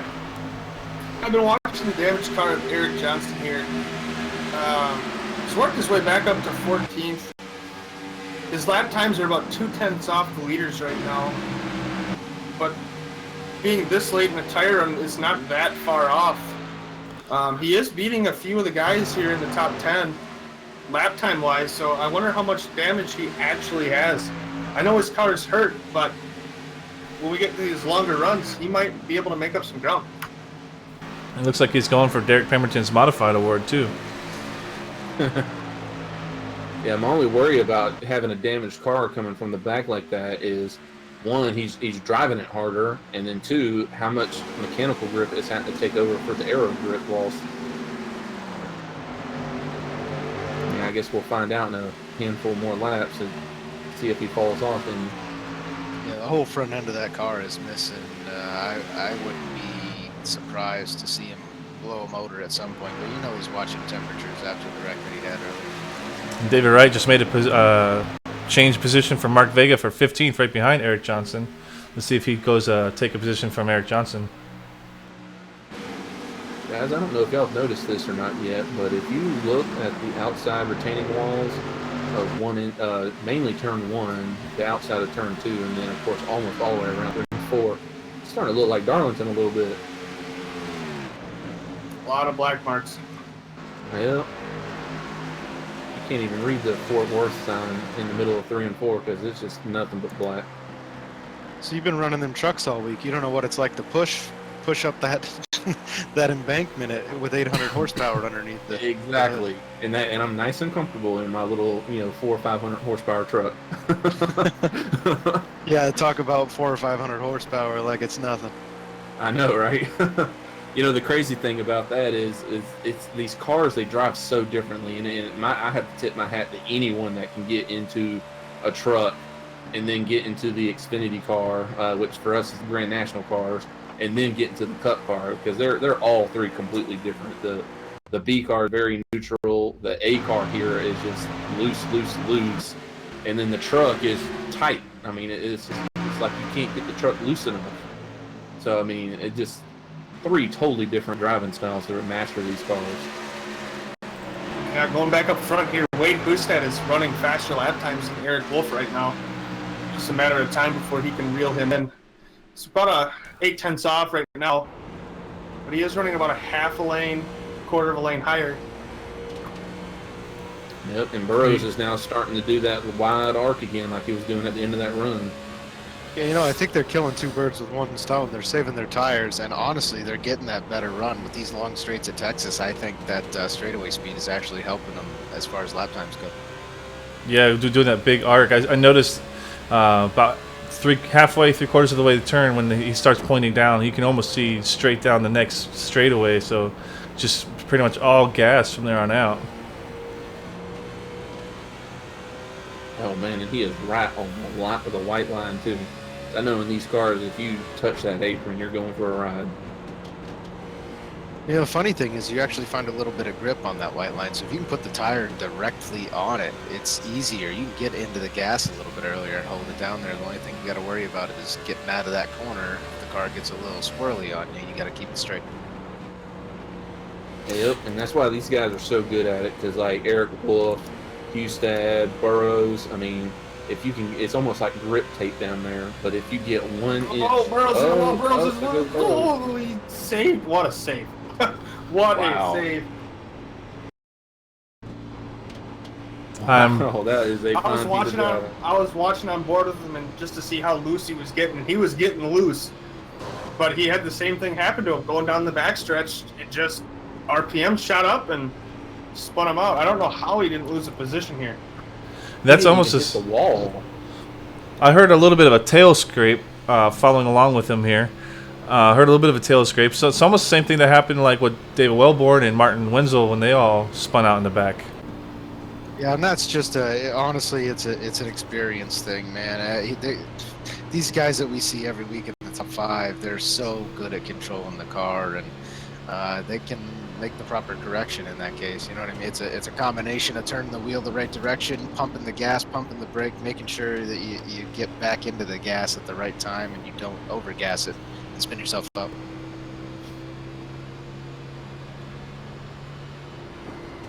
Wow, we have to call that the move of the race right there. That's crazy that he was able to hold it with just a little scrape on the rear end.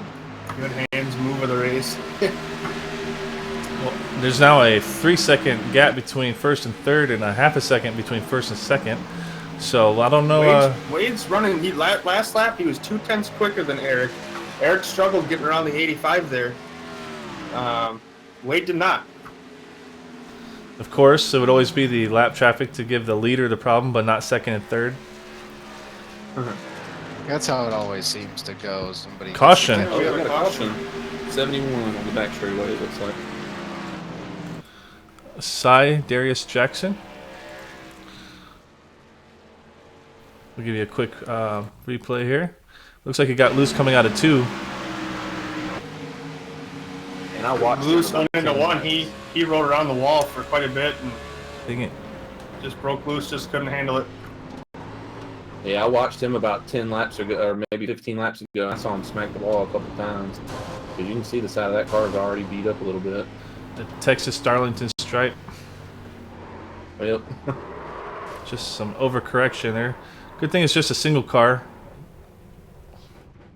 That's what we were just talking about. He just overcorrected a little bit. He held the wheel to the right for just a little too long. You kind of got to know when the wheels or the wheels of the car are going to snap back, so you can even the wheel that you're holding back out to center. Leaders are on pit road here. Quick shout out to Chris James, Joshua Wakefield, and who is it, Joseph Nover.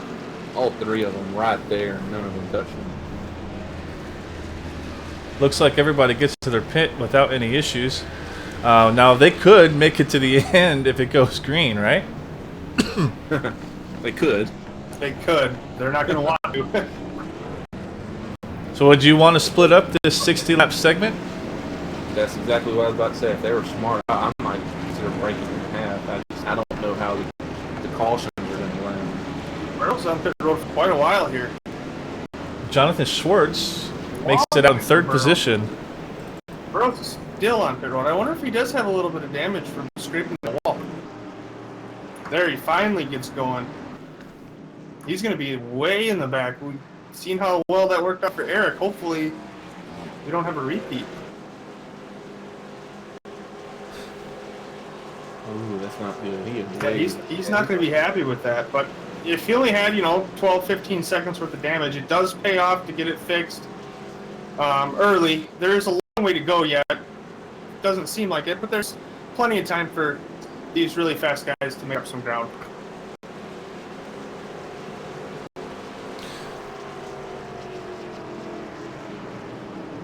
I see Sidarius Jackson in the Do Not Disturb. We want to pull him in for a quick driver interview, see how loose the track is. Sounds like a plan. All right, I'm going to boost his volume here and bring him in here real quick. Sidarius Jackson, this is Jordan from the booth. You got a copy?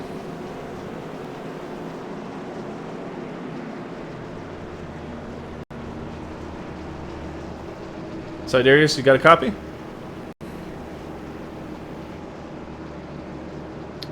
Might be having some radio issues. Yeah, he's talking in game right now. He's got to unmute his mic here in the broadcast room. Yeah, I don't know if he can do that while he's driving. So, all right, Sidarius, we'll get you after the race, man. Good luck, man. I got you. Oh, there you go. Hey, man, talk to us about the racetrack. You got a little loose coming into one and couldn't quite save it. How loose is the track? It's really slick. My tires, well, I got right side damage and I was struggling out there, and I guess I slid up and got into the wall and tried to save it and spun out. Nice. Well, hopefully you get too much damage there, and hopefully you can recover and gain some positions, man. Good luck out there. All right, thank you. Yep, I'll send you back. Good luck. That was Sidarius Jackson of the 71 car. Yeah, he seems pretty down on himself there. Hopefully he can rebound a little bit and at least finish this race without another incident. Sorry, I like racing Sidarius. He's, if I'm not mistaken, he's new to DRL this year. I raced with him in the Grand National Series. He doesn't do too bad. I think a little bit more time under his belt, a little bit more seat time, he'll be battling, I think. The only issue with that theory is the more time he gets, the more time we get. Well, they're with any new guy, there's a lot of it takes time. Catching up, it is hard. Not to take away from what you said, it is hard to catch up while we're still learning. But there is that experience gap where you can maintain, maybe not know quite the secrets that the more experienced guys knows, but I wouldn't be surprised if by the end of this year or even into next year, he'll be battling for top 10s and top 5s. We are going green. We're going to go ahead and do another DRL Loud segment. We'll give it a couple laps. Here we go. We got a blinker actually on the outside line.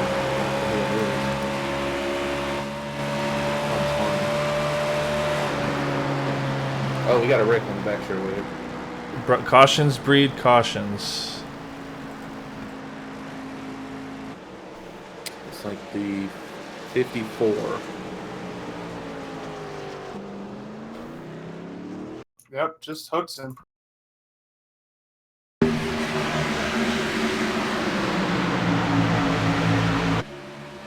I had this exact same thing happen to me last night, where in the 54's view, he looks like, from the car in front of him, it looks like he's a half lane down, but the guy on top just doesn't release, and he trusts a little too much. It's unfortunate. It's a pure racing thing, but you gotta account for that sometimes. Good job locking it down and making sure he didn't go all over the place, though. Just a one-car thing. I want to point out that was right in front of Anthony Burrows. Oh, was it really? It was. Yeah, I just saw him fly right by. Finally got the replay here to work. I noticed I'm missing the 54 on one of my controls here, so sorry for taking a while to get to the replay. So who do we have for takers? We have Jeffrey Meyer, Brandon Dalton, pretty much people in the back of the pack, huh? Man, great job by everybody missing him. There's a couple of cars that could have rear-ended him.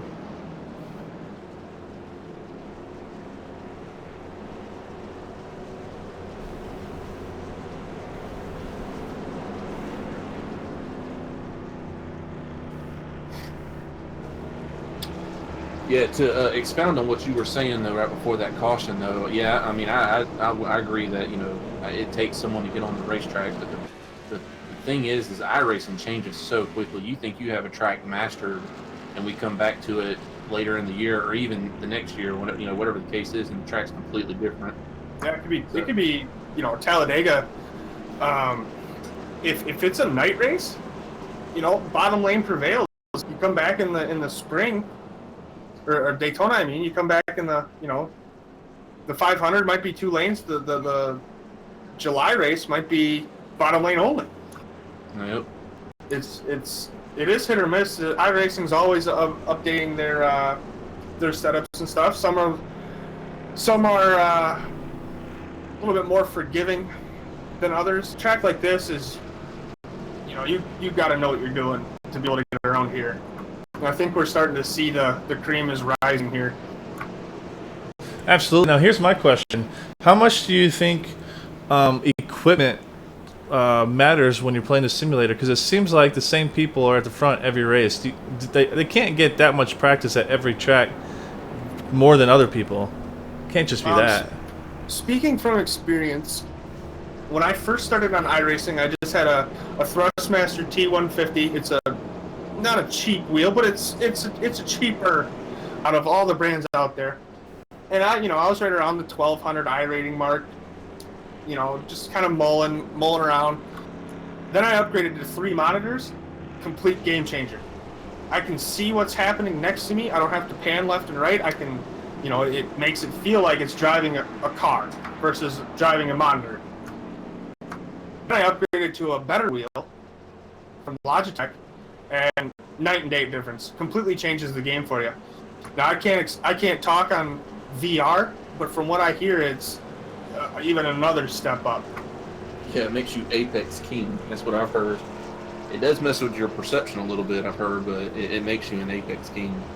But yeah, I agree with you 100%, Ryan. I mean, at the end of the day, I didn't think the same thing for the longest time, and I was just like, you know what?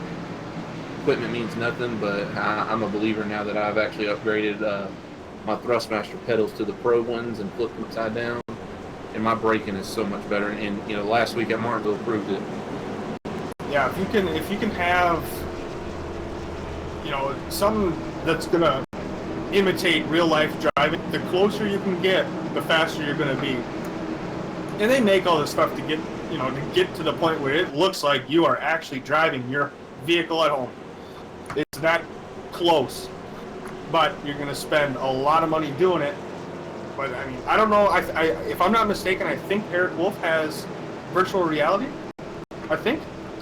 Speaking of Eric, he's actually picking the outside line as they're coming through 3 and 4 to take the green. I don't know if I like that. It's different. That is different. Maybe he's just trying to get them to not guess his timing here. I don't know. That 58 was really racy on the last restart. Cautions breed cautions. Let's see what happens. Tell you what I see right there is the 68's up in the top 5. Yeah, and then you got He kind of came out of nowhere there. Kept his lead though, so he knows something we don't.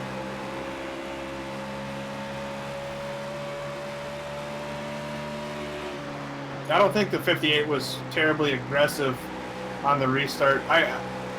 If I was Eric, I probably wouldn't take the outside again, just knowing that that inside lane is going to be a little bit more aggressive. We'll see, though. Well, let's hope that he doesn't have to make that choice again. Let's see if we can go green the rest of the way. We have someone, is that Anthony Burrows, doing another high lane way in the back. Ooh, Harmon got loose there. Oh, man. We actually had the most cautions. We've had 8 of them this far. I'm actually going to get a quick look at all our other races so far. Ooh, right in front of, oh my goodness. Oh, whoa. Right in front of Anthony Burrows. Who was that, the 49? Yes, the 49 got loose. Whoa, my heart's thumping. Woo. Hey, we're watching. You don't see that out of Andrew Bird either. He's stuck with it, though. Started with Dustin Musil kind of slowing down the pack, and then... Yeah, this race is already the most cautions we've had all season. They're typically averaging about 5 to 6, so we're already at 8. The racing has been good, though. This Oh, track is that hard to get around here, especially being as slick as it is. We've had a lot of runs where the tire wear is at. It's not the greatest. So, Yeah, Wade Hustad took second from Jonathan Schwartz. But yeah, Texas is a very fast quad oval. So obviously the faster you go, the less traction you're going to have when you make turns. So very slick. You can see. Go ahead. A lot of guys don't like doing the top lane stuff either. You see a lot of guys riding that white line just because that's where they learn. That's what they teach you in iRacing early, is the bottom prevails. So the comfort zone on that middle lane or even the top lane, sometimes those drivers aren't as confident as we're seeing like Anthony Burrows run. It takes an entirely different skill set to be able to run that top lane and make it work. Yeah, it's the key word, make it work. That is the key word there. Because for me, when I'm running on the track, I'm on the bottom with fresh tires, and I go up to about the second line, right on the inside of the groove, or the far outside of the groove on worn tires. I will never go up to the top, especially not here. Anthony Burrows' fastest car on track last lap. Oh, he is coming, man. And Eric Wolf with that lap. Hey, and right behind Anthony Burrows is Avril Lavigne, Thomas Harmon. Yeah, Burrows just passed Harmon. Harmon's he was up there in the top 5. I'm wondering if he's saving a little bit, because he kind of fell back rather quickly. From compared to the leaders, his lap times aren't quite up to snuff to what those guys are running right now. We'll see if he's just saving though. I just see some smoke on the front stretch. I don't know if someone touched the wall again. Did Burrows just run a 29.3? Yes, that was his fastest lap The race. No, he ran a 30.232 last lap. I was looking. It just updated. I was looking at the exact same thing you did. Anthony Burrows riding behind John Theodore, battling for 6th, and it looks like John's going to hand it over to him.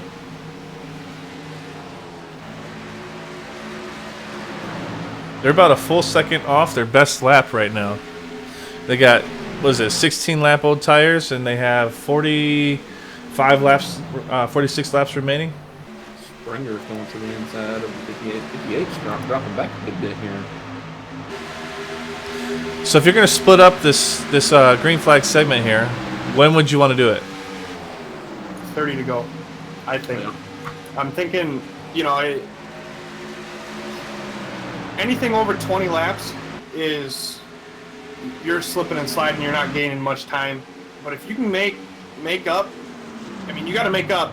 Realistically, you got to make up 30 seconds to get your position back, which is tough to do in a matter of 10 laps. But it can be done.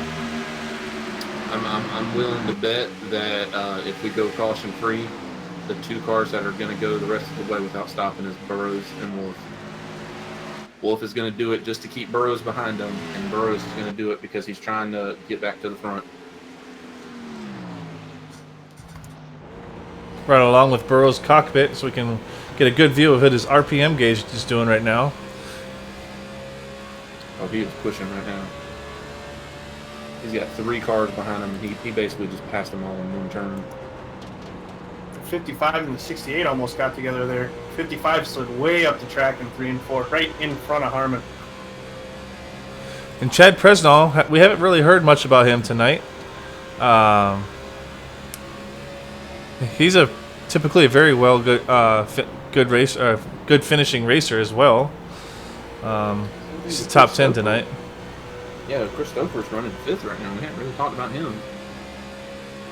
John Theodore in the 7th position. We haven't talked about him at all either. So some of these guys, they're getting their rhythm here. Eric Johnson up to 10th already with that damaged race car. Man, it looks like the thing went through a shredder. Looks like he's getting ready for a derby or something. Get out of my way, fools! Knock you out. I cannot believe Burrow is flying through the field the way he is. Yes, he's made his way all the way back up to 4th. What position did he start in that last restart? Almost last, because he had that 15-second stop. Probably in the 18th or 19th position, somewhere in there. Oh, and he gets loose off of turn 2. Trying to come up on Mike Springer here. He actually didn't restart too far back. Looks like he restarted in 11th. Trying to make sure.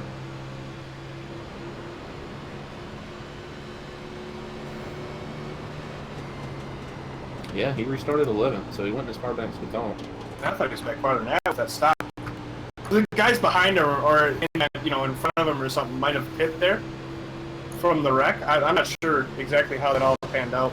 Oh, Springer just touched the wall a little bit. So did Anthony Burrows. Anthony got really loose off of 2 again. He was turning right coming out of turn 2. I'm riding along with him. Looks like he's definitely trying to get every ounce of power and speed he can. Yeah, he is pushing.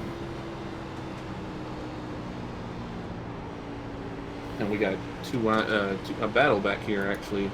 Looks like it's Theodore and Presnell. Ooh, caution. Yeah, we got a caution. Where is that at? Is that the 85? Looks like.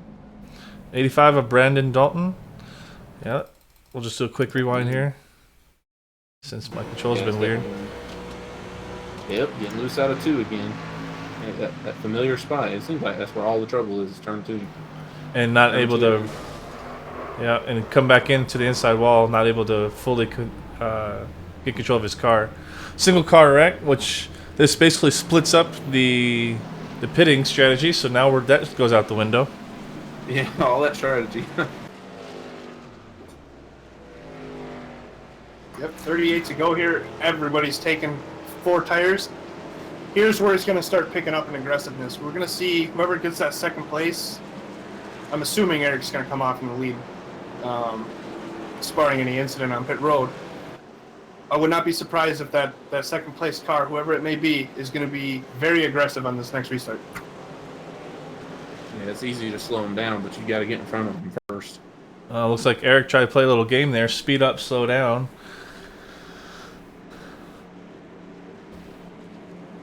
Like, if this is your last pit stop, you cannot miss your marks now. Very important pit stop. It's old DW says when he stopped. Eric almost slid through it. He made it, though. Yeah, I thought he was going to keep sliding. He is a little sideways. That might impact a little bit.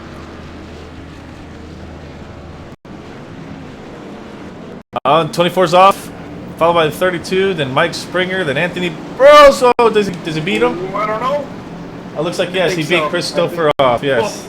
By the slimmest of margins. Honestly, I think I would have pumped the brakes and let him have it. I would have rather started on that inside line with fresh tires. Eric Wolf with the fastest pit stop, 13.7.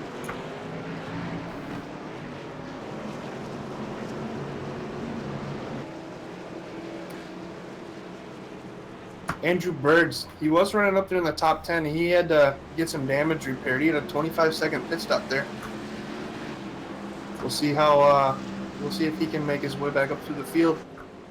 All right, we're going to do a quick commercial break, give our voices a break, and we'll be join you guys back before the green flag.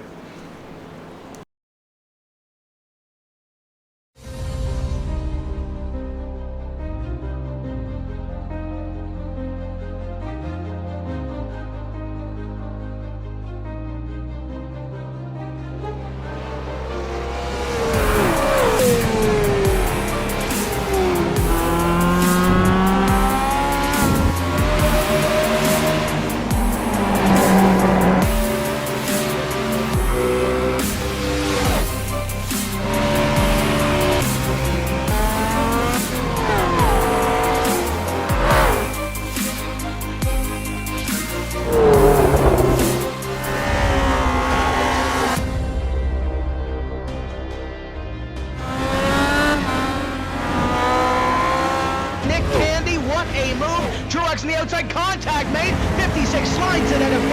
Who's going to be at the stripe? Dead even. Give it to Ryan Truex.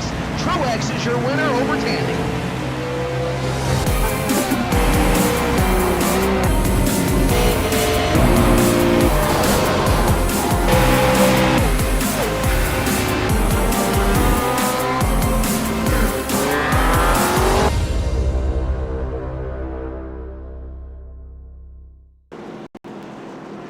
Welcome back to Dynasty Racing League. Getting ready to go green here shortly.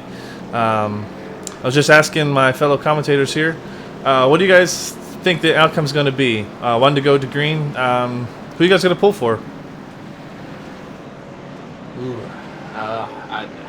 You almost can't vote against Eric Wolf the way he's been running.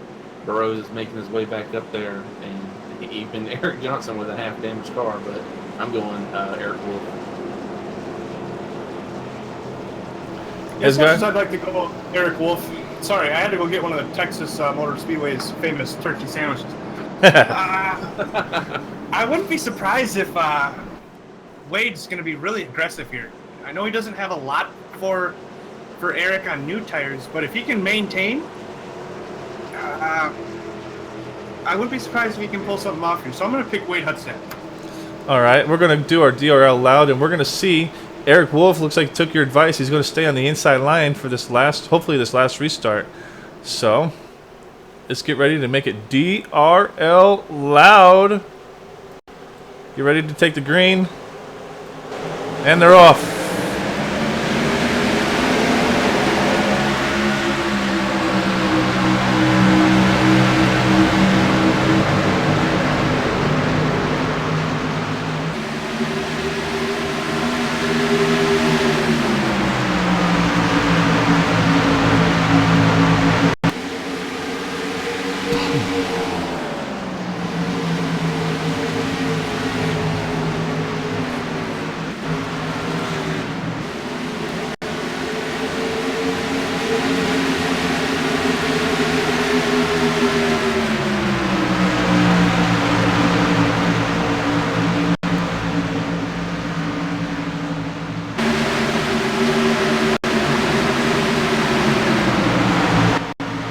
Saw that action. I tried to bring the camera to a bunch of slowing down there in turn 3 and 4, and Andrew Bird looks like he got the worst end of it.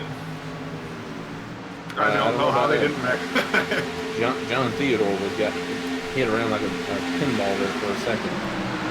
He went from 7th to 13th, and he's got damage on his car for the first time I think all day. He's normally very good at keeping a clean car, but now he's got a little damage. Not too bad. I don't think it'll affect him too much, but he is definitely sideways on the exit of 2 almost every lap right now. Think he's just being over aggressive? Do you think maybe a little bit of aero change from impacting?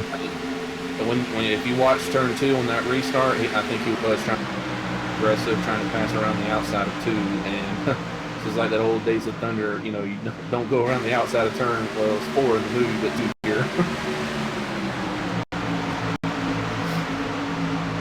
I'm actually kind of surprised kept it together because they were bouncing him around like a pinball all the way around 3 and 4 and onto the front stretch a little bit. That's got to be frustrating, and now he's battling for 14th between him and Mark Vega. Actually, Chris James as well.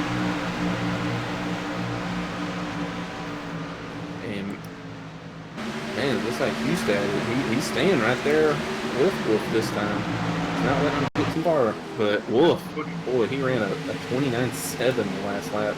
But Hustad did the exact same thing. Yeah, this is what Wade needed, was to just maintain and not let this get to like a second interval here. If he can do that, it should shape up for a pretty exciting finish here. Yeah, I'm gonna say keep your eye on that 62 because I have a feeling he's just biding his time right now. He's letting these guys turn 29-second laps and he's just doing 30s. Well, that last lap they were all very even actually, all four of them.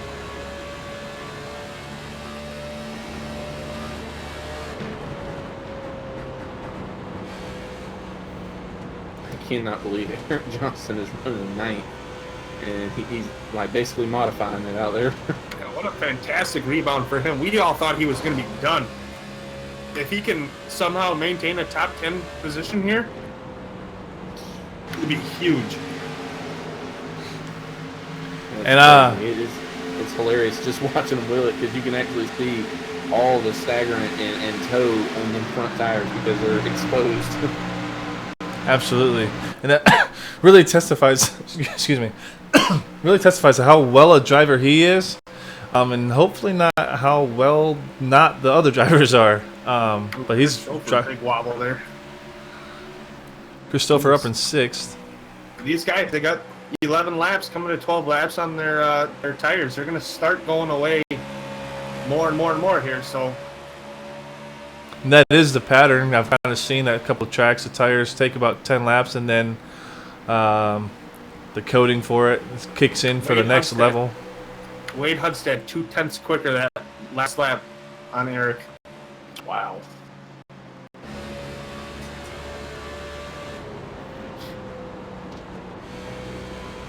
Springer and Burroughs just back there. I don't know if they're buying their time or if they're saving their stuff or what they're doing, but they're not too far off. Pretty good gap though, back to 5th. Wade Hustad has not had a chance to lead a lap in this race. That's kind of not necessarily in character. His highest position is second, started second, currently second. Yeah, he got robbed last night in the Grand National Series. He at one point had an 8-second lead on everybody, and late race caution ended up taking him out, which was, like I said, early in the broadcast I said he had the race in the bag. He was doing to us what Eric Wolf is doing to these guys today. But like I said earlier, the nicest thing about DRL is anything can happen at any moment, and you can be fast, you can be the fastest, doesn't matter.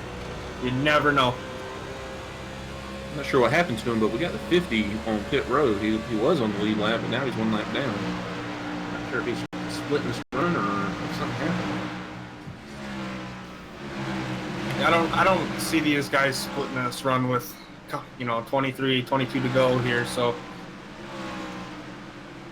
it's been on pit road for quite a while. The 50 has 16, 17 seconds. Yeah, it looks like he's getting some damage repaired. He did get 4 tires, though. I did see them jack up both sides of the car. Oh, you know what it is? On the back straightaway, he got very loose and smacked the outside and then the inside wall. No caution, though. He kept it on the apron and kept it going. It's good he was able to get control of the vehicle and help prevent having another caution for this race tonight. Hopefully can bring it to an end under green with 22 laps remaining. Let's get down to it. Oh, we got a battle for 3rd, actually. Burroughs is underneath Springer. Eric Johnson just passed for the 8th place. I love Butterfinger. I don't mind seeing that car up front.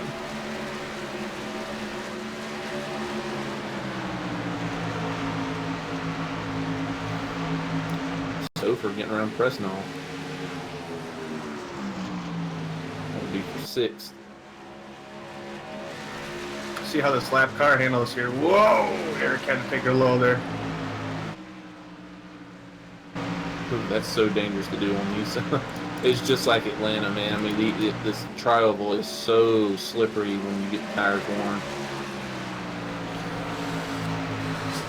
So he hasn't put on a major lead between him and Hustad. Question is he just kind of trying to save, or is Hustad pushing harder, or what do you guys think's happening? I think Eric's just got it on cruise control at this point. We're at the time where if you're going to show anything, now's the time to show it.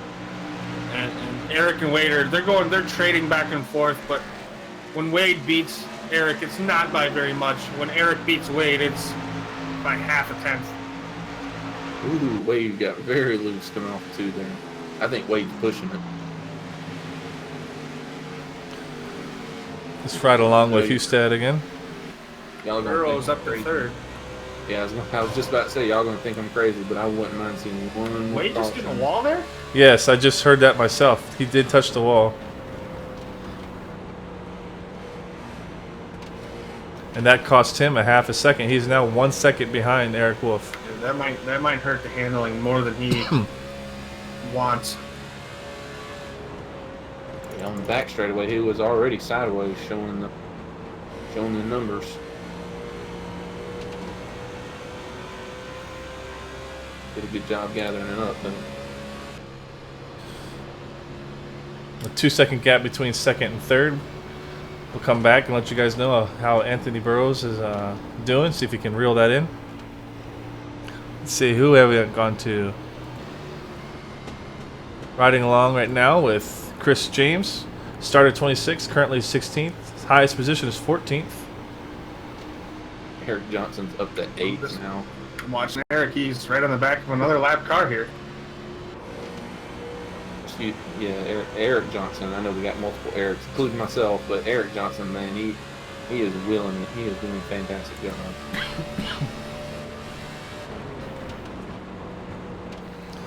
Fantastic job with that modified. Yep. Oh, and 22 actually got in the wall on the exit of turn 4 this last lap. Lost him a position. They're all willing it right now. They're all just barely hanging on. Yeah, it looks like 15 to go here. It's nothing but survival. Survival, and it looks like whoever's got the best handling ability in his car is definitely going to be the ones that's going to finish up front. We have a lead change of position. Andrew Bird and Thomas Harmon have been battling here. Man, I feel so bad for John Theodore, who running top 10 all night, and then slowly was about to get into the top 5. And then on that last restart, lost a ton of time. And he's back to 15th now. I think he's damaged the car or burned up the tires or something. Yeah, we need to talk about Andrew Bird and his rebound right now. If I'm not mistaken, he was wrecked or spun out under green, had a bad pit stop, got some damage fixed. He's back up in the top 10, looking for 9th here. Wow. Yeah, I think he was down to 18th, if I'm not mistaken, at one point. Another good recovery by him. He's, like I said earlier, he's going to be one that's a force to be reckoned with. He'll have his tracks that to say he's getting loose. He'll have his tracks that he is really, really good at. So he'll be a name that you'll be seeing quite often, I think. I think Anthony Burrows has burned up his tires trying to get it to the front. I could be wrong, but he's about 3 to 4 seconds slower a lap now. I think Wade and Eric's in a different zip code. I mean, if Burrows can come back and finish here in the top 5, it'll be a good rebound for him. Having that slight damage there to the wall and then avoiding the wreck there in the back of the pack, driving all the way through, I wouldn't be disappointed with the 3rd place if I was him. Oh, no, not at all. Ooh, Springer got loose on the back straightaway again.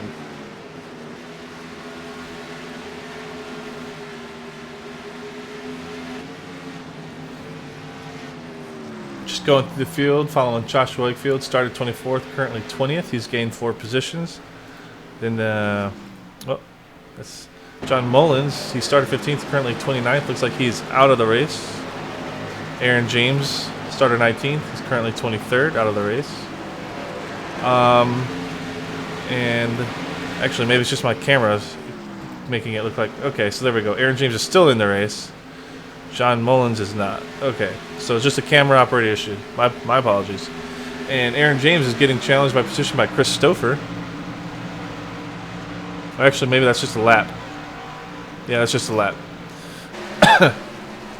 These darn camera operators. Yeah, too many buttons.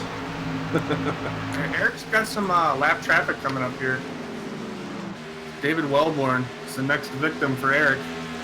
We'll see if Wellborn plays nice. He should. He's only 3 laps down, but he's not in a position to gain a position here. So he is. You know, more credit to him. It's absolutely his right to battle, but we'll see how well Eric can get through this traffic.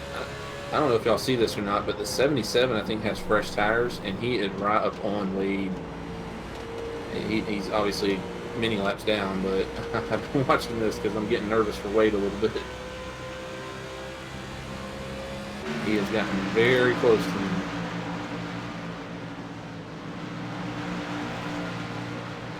No fight from Wellborn. It was a smart, very nice thing of him. Man, I feel bad for Burrows, man. He is so far back now. And he has to have caution to have a chance. 3 seconds behind the second place Wade Hustad, and Wade Hustad is 1.1 behind Eric Wolf, coming to 7 to go, 6 to go. 7 to go that lap. 7 to go. Caution. Oh, late race caution. That changes the entire game. 54 and the 40 on the back straightaway, it looks like. 54 and the 40. All right, 40 still there, sitting in turn 2. Turn 4, looks like. Let's go ahead and simply rewind this, make it go quicker. All right. Yeah, 54 did the same thing off turn 2. Same backstretch is biting tonight. I'm glad we're not racing there tomorrow night. Let's take one more look at this from the rear chase. Oh man, we're gonna have what, Wow. 2-3 laps for green? Yeah, this is going to be a really quick shootout. So the question is, do you take 2 or none, or do you stay out? 4 tires. If you don't, you're gonna get 8 up. Absolutely no question. Yeah, it's at least You a might- 2-second drop off. So I You mean, might see a right side from the guys in the back just to maybe try to gain, but 4 tires, it's got to be here. Because it's, yeah, you got 30 laps on your tires. So, but do you think someone is going to try to go 2, knowing they can't pass Eric Wolf otherwise? I wouldn't be surprised if, like I said, the guys in the back. Oh, the 58 2 and tires. 12 stayed out. Oh, we got a bunch of guys staying out. Oh boy. Oh man, this is not going to be. This is either going to be an amazing restart, or a bad restart. Amazingly bad. It could be.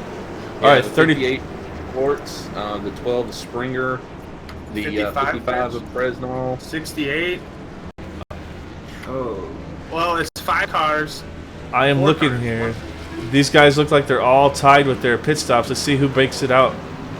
Oh, all 3 of them at the same time. Oh, does Anthony Burrows beat Wade Hustad? oh, he does. Nice job. Barely. Ooh, he might have been close to getting a penalty too. Check that speed off pit road. Oh, he was at, We are he was at shaping up 52. here. He I was don't at know. 52 miles an hour at the line. These guys are going to be a second a lap faster. Well, I don't know if no tires was a good idea.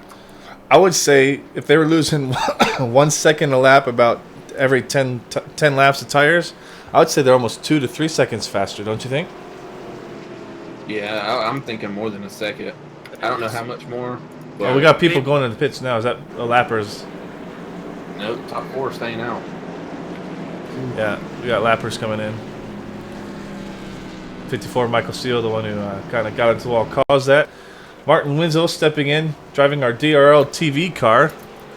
You guys should check this car out. DRL TV bringing to you this broadcast live from Texas and we got to remember Wisconsin and Georgia. Did we get it right? Yep. The tri-states. Just kidding. You know, the one thing that I still think even if it's only one lap, these 4 cars are just going to get overrun. But the less laps, the better. I mean, so let's do some fun. Let's see. Eric Wolf is going to be, restarting in 5th. So let's see if they go green next time by 2 laps, right? 3 laps green. Guys, I don't want to be the jinx here. Watch the tire spin. Absolutely, yes. I'm worried that we're going to have a caution right at green when we flag. get the green. And someone's going to steal a win from Eric.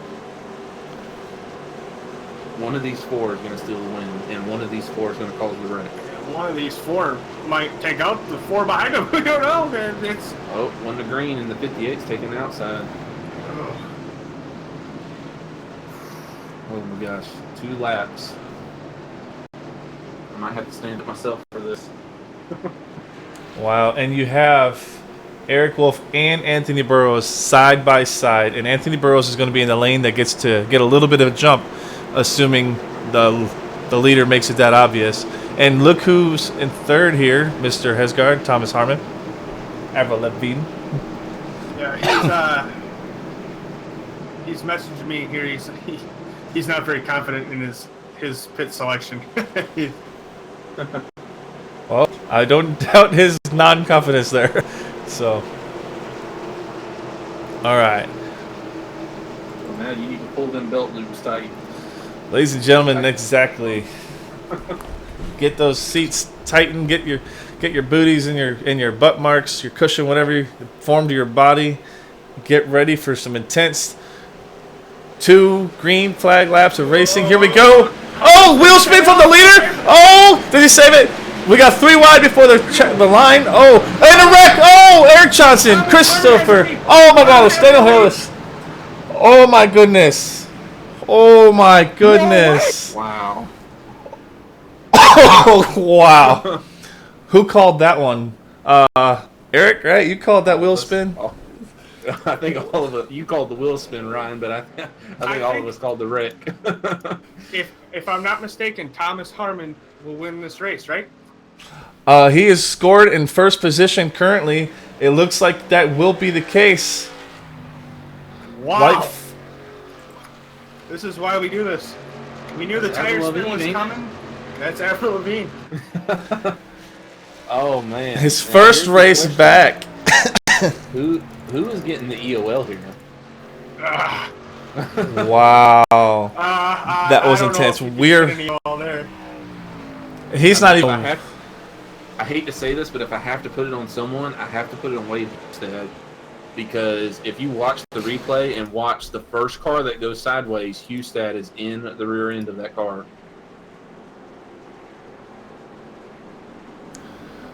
We'll count them off as they drive by. That is Thomas Harmon. Avril Lavigne gets the win at Texas 250, followed by Eric Wolf, Mike Springer, Anthony Burrows, Wade Hustad. David Wright gets all the way up to 6th position there, making his way through that wreck. We're going to have to watch that wreck again while we get ready for some interviews here. Wow, that was intense. I don't think that's the right word for it. That's probably the best restart we've seen. Best and worst restart we've seen all season. We're going to do this in like super slow motion right now. Maybe not that super. Let's not be that super. Okay, we're doing a quarter speed right now. You can see the leader really getting that wheel spin there. Turning around. 58 car. Jonathan Schwartz not able to control it. I think all 4 of them got some form of wheel spin. Then they're like 3 wide, though, before the cross of the line. And there is a DRL rule. The 32 turns Eric Johnson. That's what really causes it. They're 4 wide in front of him. But there is a rule that you cannot exit your lane before the crossing of the start-finish line. So I'm wondering what our official results are going to be afterwards. Man. I didn't even think of that, because if that's the case, like there's only like 3 guys that actually stayed in their lane. And nothing they could have done about it, though, because if they would have stayed in their lane, they would have ran over. They would have ran someone over. Tom Harmon is absolutely ecstatic. He is burning it down right now.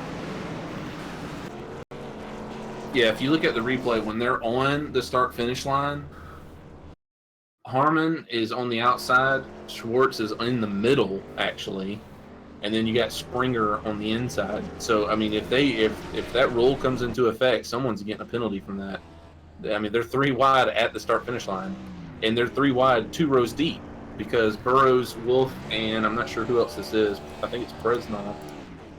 They're 3 wide also at the start-finish line. Yeah, Presnall. all right.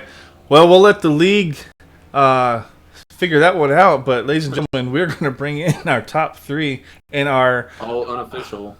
all unofficial results. Our unofficial winner currently, Thomas Harmon. Let's go ahead and bring him in. Ryan, do you want to do that for me real quick? Yeah, if you want to drag him in, I can start you off. All right, let me go find him right now. Let's see, where is he at here? He's down in the S2R channel. Oh, I gotta scroll down then. There we go. Move to broadcast room 1. All right. Thomas Harmon. Ryan Hesgard up here in the booth. You got a copy. Yeah, I got you. Wow. Man. I don't even know what to ask you other than how. How did you win this race? I told right before we were getting ready to go back green, I was talking to Sam and I told him, I was like, the only way I'm getting anything is if the front 3 spin their tires and it causes a caution and I get by them in time. And sure enough, that's exactly what happened. I barely got by. I think it was a 58. I thought he was going to take me out, but I just stayed in it. I was, we were messaging there before the restart, and I was telling these guys, yeah, Tom's not very confident in his selection there. How do you feel now? I can't argue with it. It was a dumb call at the time, but it worked out great. Great call, huh? Yeah, great call in the end. That's one heck of a way to start off your DRL season. Welcome back, by the way. We know you ran here a while ago. It can't get much sweeter than that.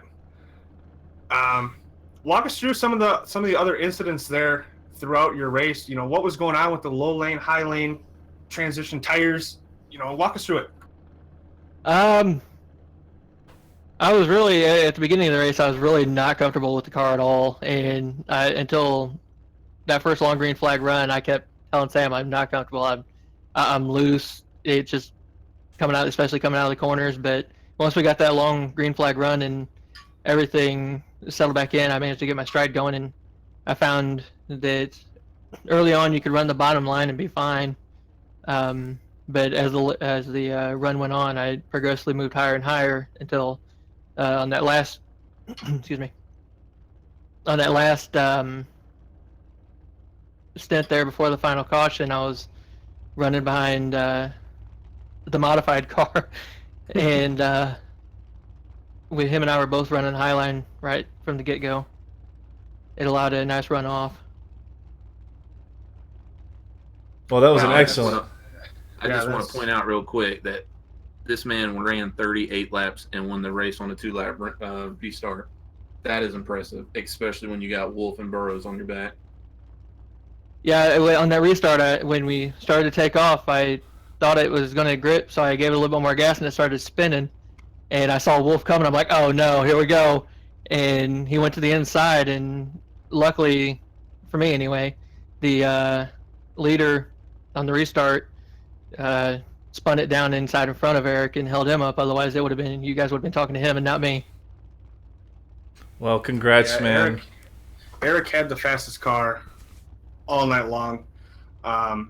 we were talking there before the final restart that we had thought some guys might take 2 tires. We didn't anticipate anybody not taking any. So, it was definitely exciting to watch. Congratulations, Tom. You made S2R 2 for 2 so far. With that, is there anybody you want to thank? Yeah, the Fastlane Cup Series and DRL for allowing me to return and join tonight's race.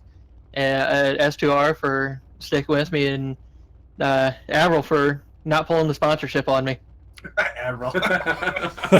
Well, it looks like you pulled it on her. I'm looking at your side, and you about scraped her off. But congrats, man. Hey. Congratulations.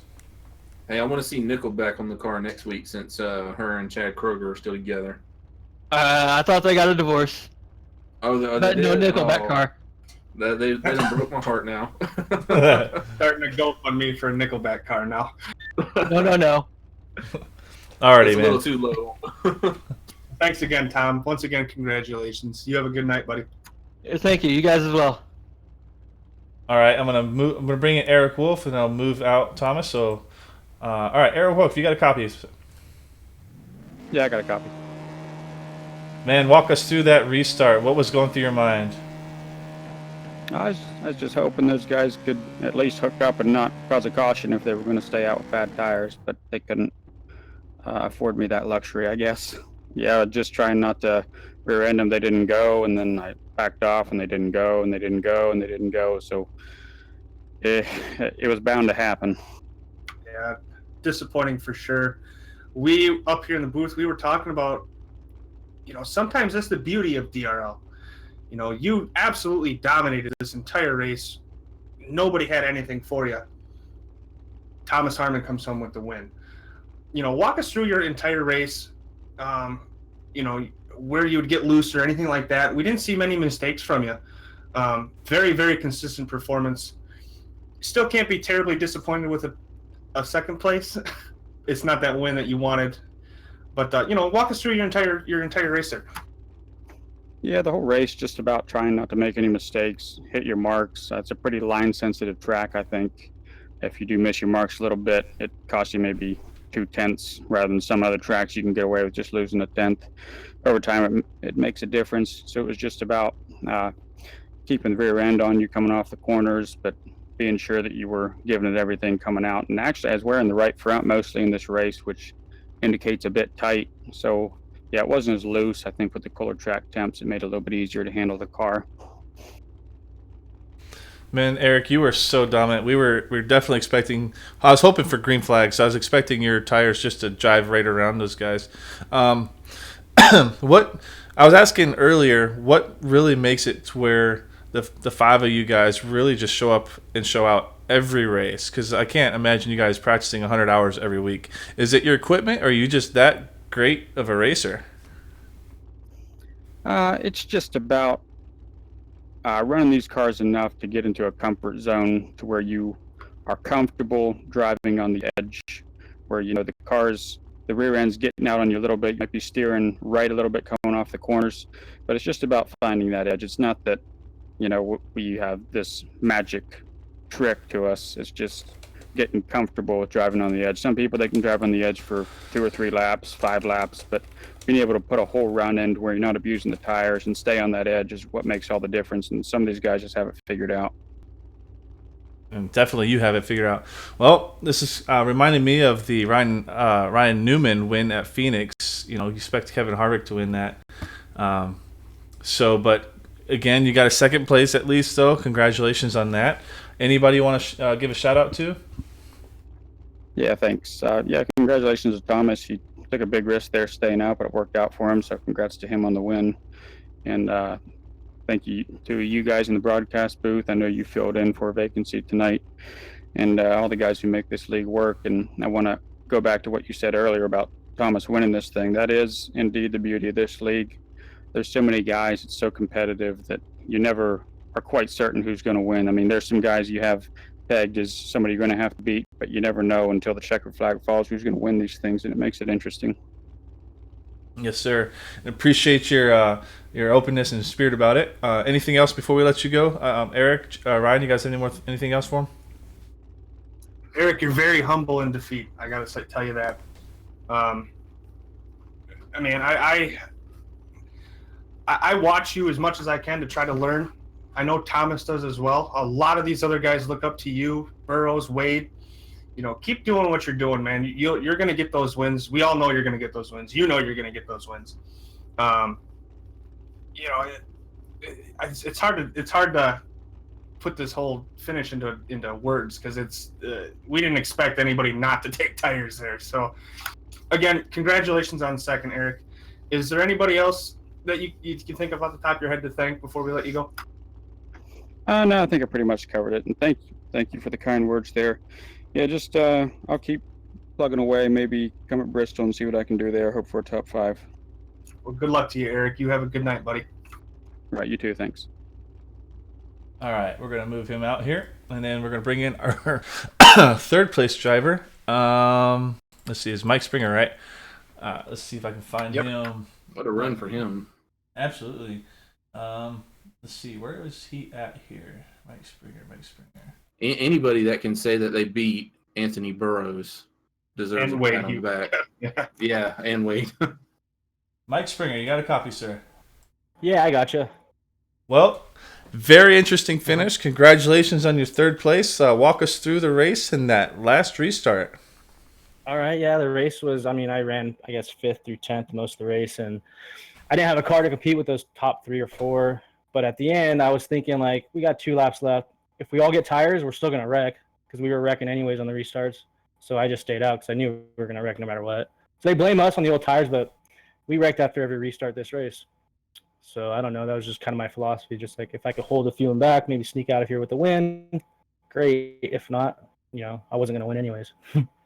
Yeah, kind of got to do what you got to do, and it's definitely frustrating. Oh, yeah. Yeah, I know they're mad because they dominated the race, and then that happened at the end, but I didn't come here to give them the race. So, and I'm glad somebody else won, to be honest with you. I've never seen Thomas, and he comes out here and wins. That's awesome. I think that helps the league, to be honest with you. So, absolutely. And even Eric mentioned that. He says that's he was quoting Ryan, actually. He said that's one of the beautiful things about this. You never know what happens till the flag finally drops. Well, good. Yeah, he's so fast and he's so consistent and smooth that we're not going to beat him the conventional way. So it's man, we got to try something. I'm just up to try something. But I thought either way we were going to wreck. So I was going to wreck with new tires or old tires. That's the way I looked at it. The field was somewhere. I didn't think we were finishing on a green, basically. Yeah. So how was the track overall? Pretty slick throughout the night? Oh, this is my worst track. I hate this place. I'm so glad it's over. Yeah, this is it's line sensitive. It's I don't know. I've never gotten a grip of Texas, so I'm stoked to be third. Well, congratulations once again, Mike. Is there anybody you want to thank before we let you go?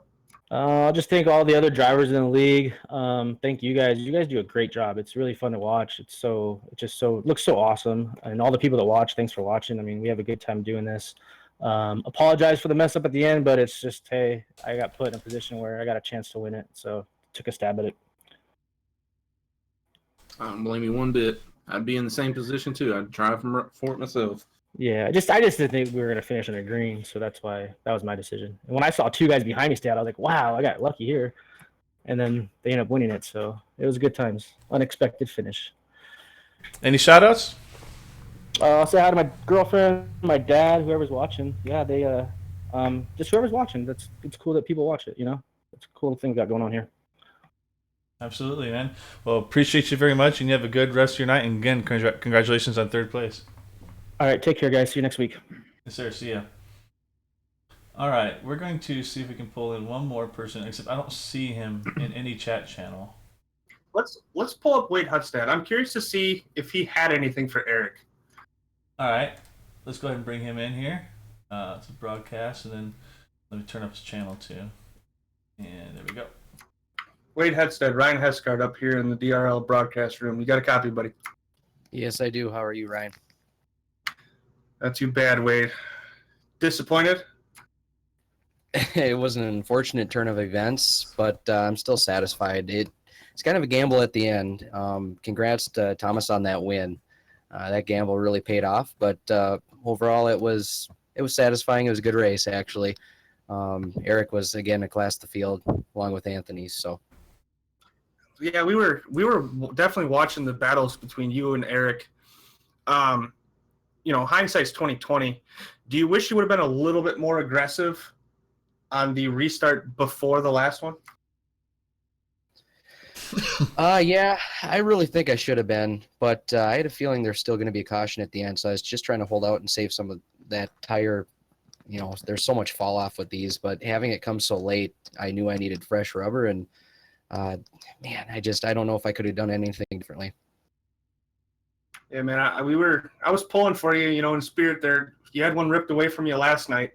I didn't get to see anything that happened. We'll let that go. Did you want it even worse tonight after knowing what happened yesterday?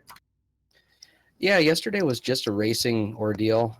But this A car, it's kind of new to me, and I'm pretty damn hungry for a win. So I'm going to keep fighting, and I think it'll come one of these times. Yeah, man, you keep putting up the performances you're putting up here. You're going to get a win. It's just a matter of time and where. Bristol next week. How are you feeling there? I've never turned a lap there, but I think I'll be prepared, and I'm looking forward to it. Well, we wish you all the best of luck there, buddy. Anybody you want to thank before we let you go? Yeah, hats off to James, DRL Dynasty Racing League, for putting this on. You guys in the broadcast booth, I'm sure you made it pretty interesting with having a couple of you guys up there today. And to Eric, Anthony, Chad, Mike Springer, I got to give it to some of those lap cars, giving us room. Overall, it's just a fun league to race with.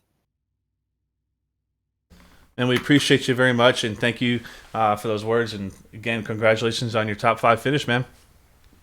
Yeah, thank you guys. Have a good night. You as well. All right, let's go through the unofficial results, and I'll get some final thoughts, and then we'll call it a night. So let's see here. Wrong button here. Unofficial results. Again, this is definitely unofficial. We'll see what the league does about the whole changing lane thing. We'll see what they decide on that. First place, Thomas Harmon, the underdog or upset winner. I don't know how you want to go about that. Led 2 laps, both under caution. The most important 2 laps, apparently. Eric Wolf, 160 He's a laps. regular headball. Yes. Followed by Mike Springer, Anthony Burrows, Wade Hustad, David Wright, Andrew Bird, John Theodore, Dustin Musel, and Chris James. All right, when you guys want to list off our next 10? Coming in 11th, Mark Vega. 12th, Chris Stouffer. 13th, Joshua Wakefield. Coming in 14th after a rough day, Eric Johnson. 15th, Chad Presnell. 16th, Jonathan Schwartz. 17th, Sam Niederhelm. 18th, Sidarius Jackson. 19th, Daniel Hallis. Rounding out the top 20, Michael Seal. All right, Eric, you want to get the next 10? I'm actually having a little bit of problem seeing it right now, if you don't mind taking over. All right, cool. 96 of David Wellborn with 21st. Aaron James, 22nd. Martin Wenzel with the DRL TV car in 23rd. James Pandolf, our owner, in 24th. Joseph Nover. Nicholas Cresson. Jeffrey Meyer. Brandon Dalton. John Mullins. And Corey. You're going to have to help me with that last name. Bodenot. Corey Bodenot, rounding out a 30. And then Josh Coppernell, 31st. And then our broadcast and RC team. Well, last thoughts. We'll go with Hesgar. What do you want to say here? Everything. It was almost a short track. It had a short track feel to it almost. It did. It had the long green flag runs that we were hoping for. We got to experience the looseness of and the unforgivingness of Texas, which makes it exciting. And you got the short track finish. I mean, we up here did not expect anybody to not take at least 2 tires. We thought for sure they'd take at least 2, and a few of them didn't, and it paid off. So we got a little bit of everything tonight. It was definitely exciting. I hope you guys invite me back next week. I had a blast doing this. I wanted to help out DRL in any way I could without running. and this is the best thing I could think of. So I want to thank you, Jordan, for allowing me to come in here and help you with the broadcast tonight. Eric, it was a pleasure doing it with you, and hopefully we can continue this, because I had a fantastic time. Awesome, man. Eric? Yeah, absolutely. I mean, it was a ton of fun. We got to see some good racing, crazy restart at the end, and none of us called Thomas to even win the race. That's the craziest thing. I mean, we all watch racing week in and week out, real and on iRacing, and how, I mean, it's not too often that you see someone win a race, especially at a track so tough as Texas, to just come out and win it, especially after that crazy restart that we had. I mean, that's, oh man, we still don't even, honestly, we still don't even know the official results. Yeah, we'll see. Maybe next broadcast they'll make that announcement if anything changes. Otherwise, you can just head on over to dynastyracingleague.com, and whenever James Pandoff updates the results, you can see it there. Usually he gets it up by tonight, but he is in college, so we'll see if he gets it in tonight or maybe later this week. Threw up the credits here. You can go back and review for yourself. I want to show you guys real quick our next race for the Dynasty Racing League Cup, Fastlane Cup Series here. And, of course, now the whole program wants to start running slow. All right, there we go. We will be at Bristol. Let's fix this again. Now it's being weird again. I'm sorry. At least it waited till now to be weird. Yeah. I wasn't having this problem before. I guess now it updates or something. I don't know. I guess we'll have to sort of live with this. All right. Our next race will be Bristol 250, Bristol, Tennessee. Next week, Tuesday, April 17th, 9:30 p.m. Eastern. DRL TV Dynasty Racing League. Ryan Branch and Martin Wenzel. I know Martin was having some traveling things. I'm not sure if he's back yet and ready to race or broadcast. He was in a race tonight. I'm not sure his whole situation, but of course it's always fun when we get some extra voices in here. It's great to have Eric and Ryan with us here tonight. Tomorrow's race, Milwaukee Mile at 120. Milwaukee Mile 125. Goodness, I'm speaking English here. It's a mouthful. Absolutely, and it wants to flow, but my brain is like, no. So that will be broadcasted again, DRL TV here, Daniel Hollis, Taylor Butcher, Benjamin, and that'll be our Winona Truck Series. So definitely going to be interesting. I believe, Eric, are you driving in that series? I am. Third in the points right now. I got Clyde Smith and Hebel. I got to chase down. So very nice. I'm definitely looking forward to it. Well, good luck with that. Definitely going to be an interesting race. From us here at DRL TV, we thank you guys for tuning in. Again, I hope you guys enjoyed. And, well, that's that, I guess. We'll go ahead and throw up commercials, and you guys have a good night. You have a great night. God bless.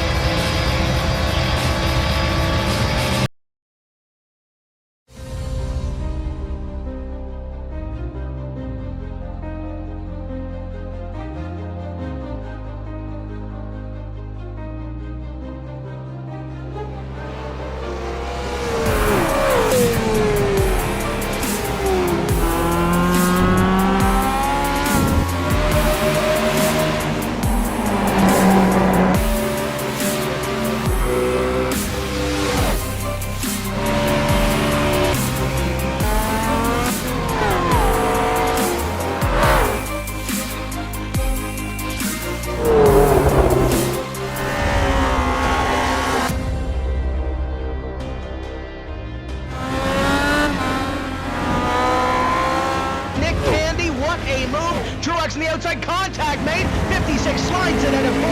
Who's going to be at the stripe? Dead even, give it to Ryan Truex. Truex is your winner over Tandy.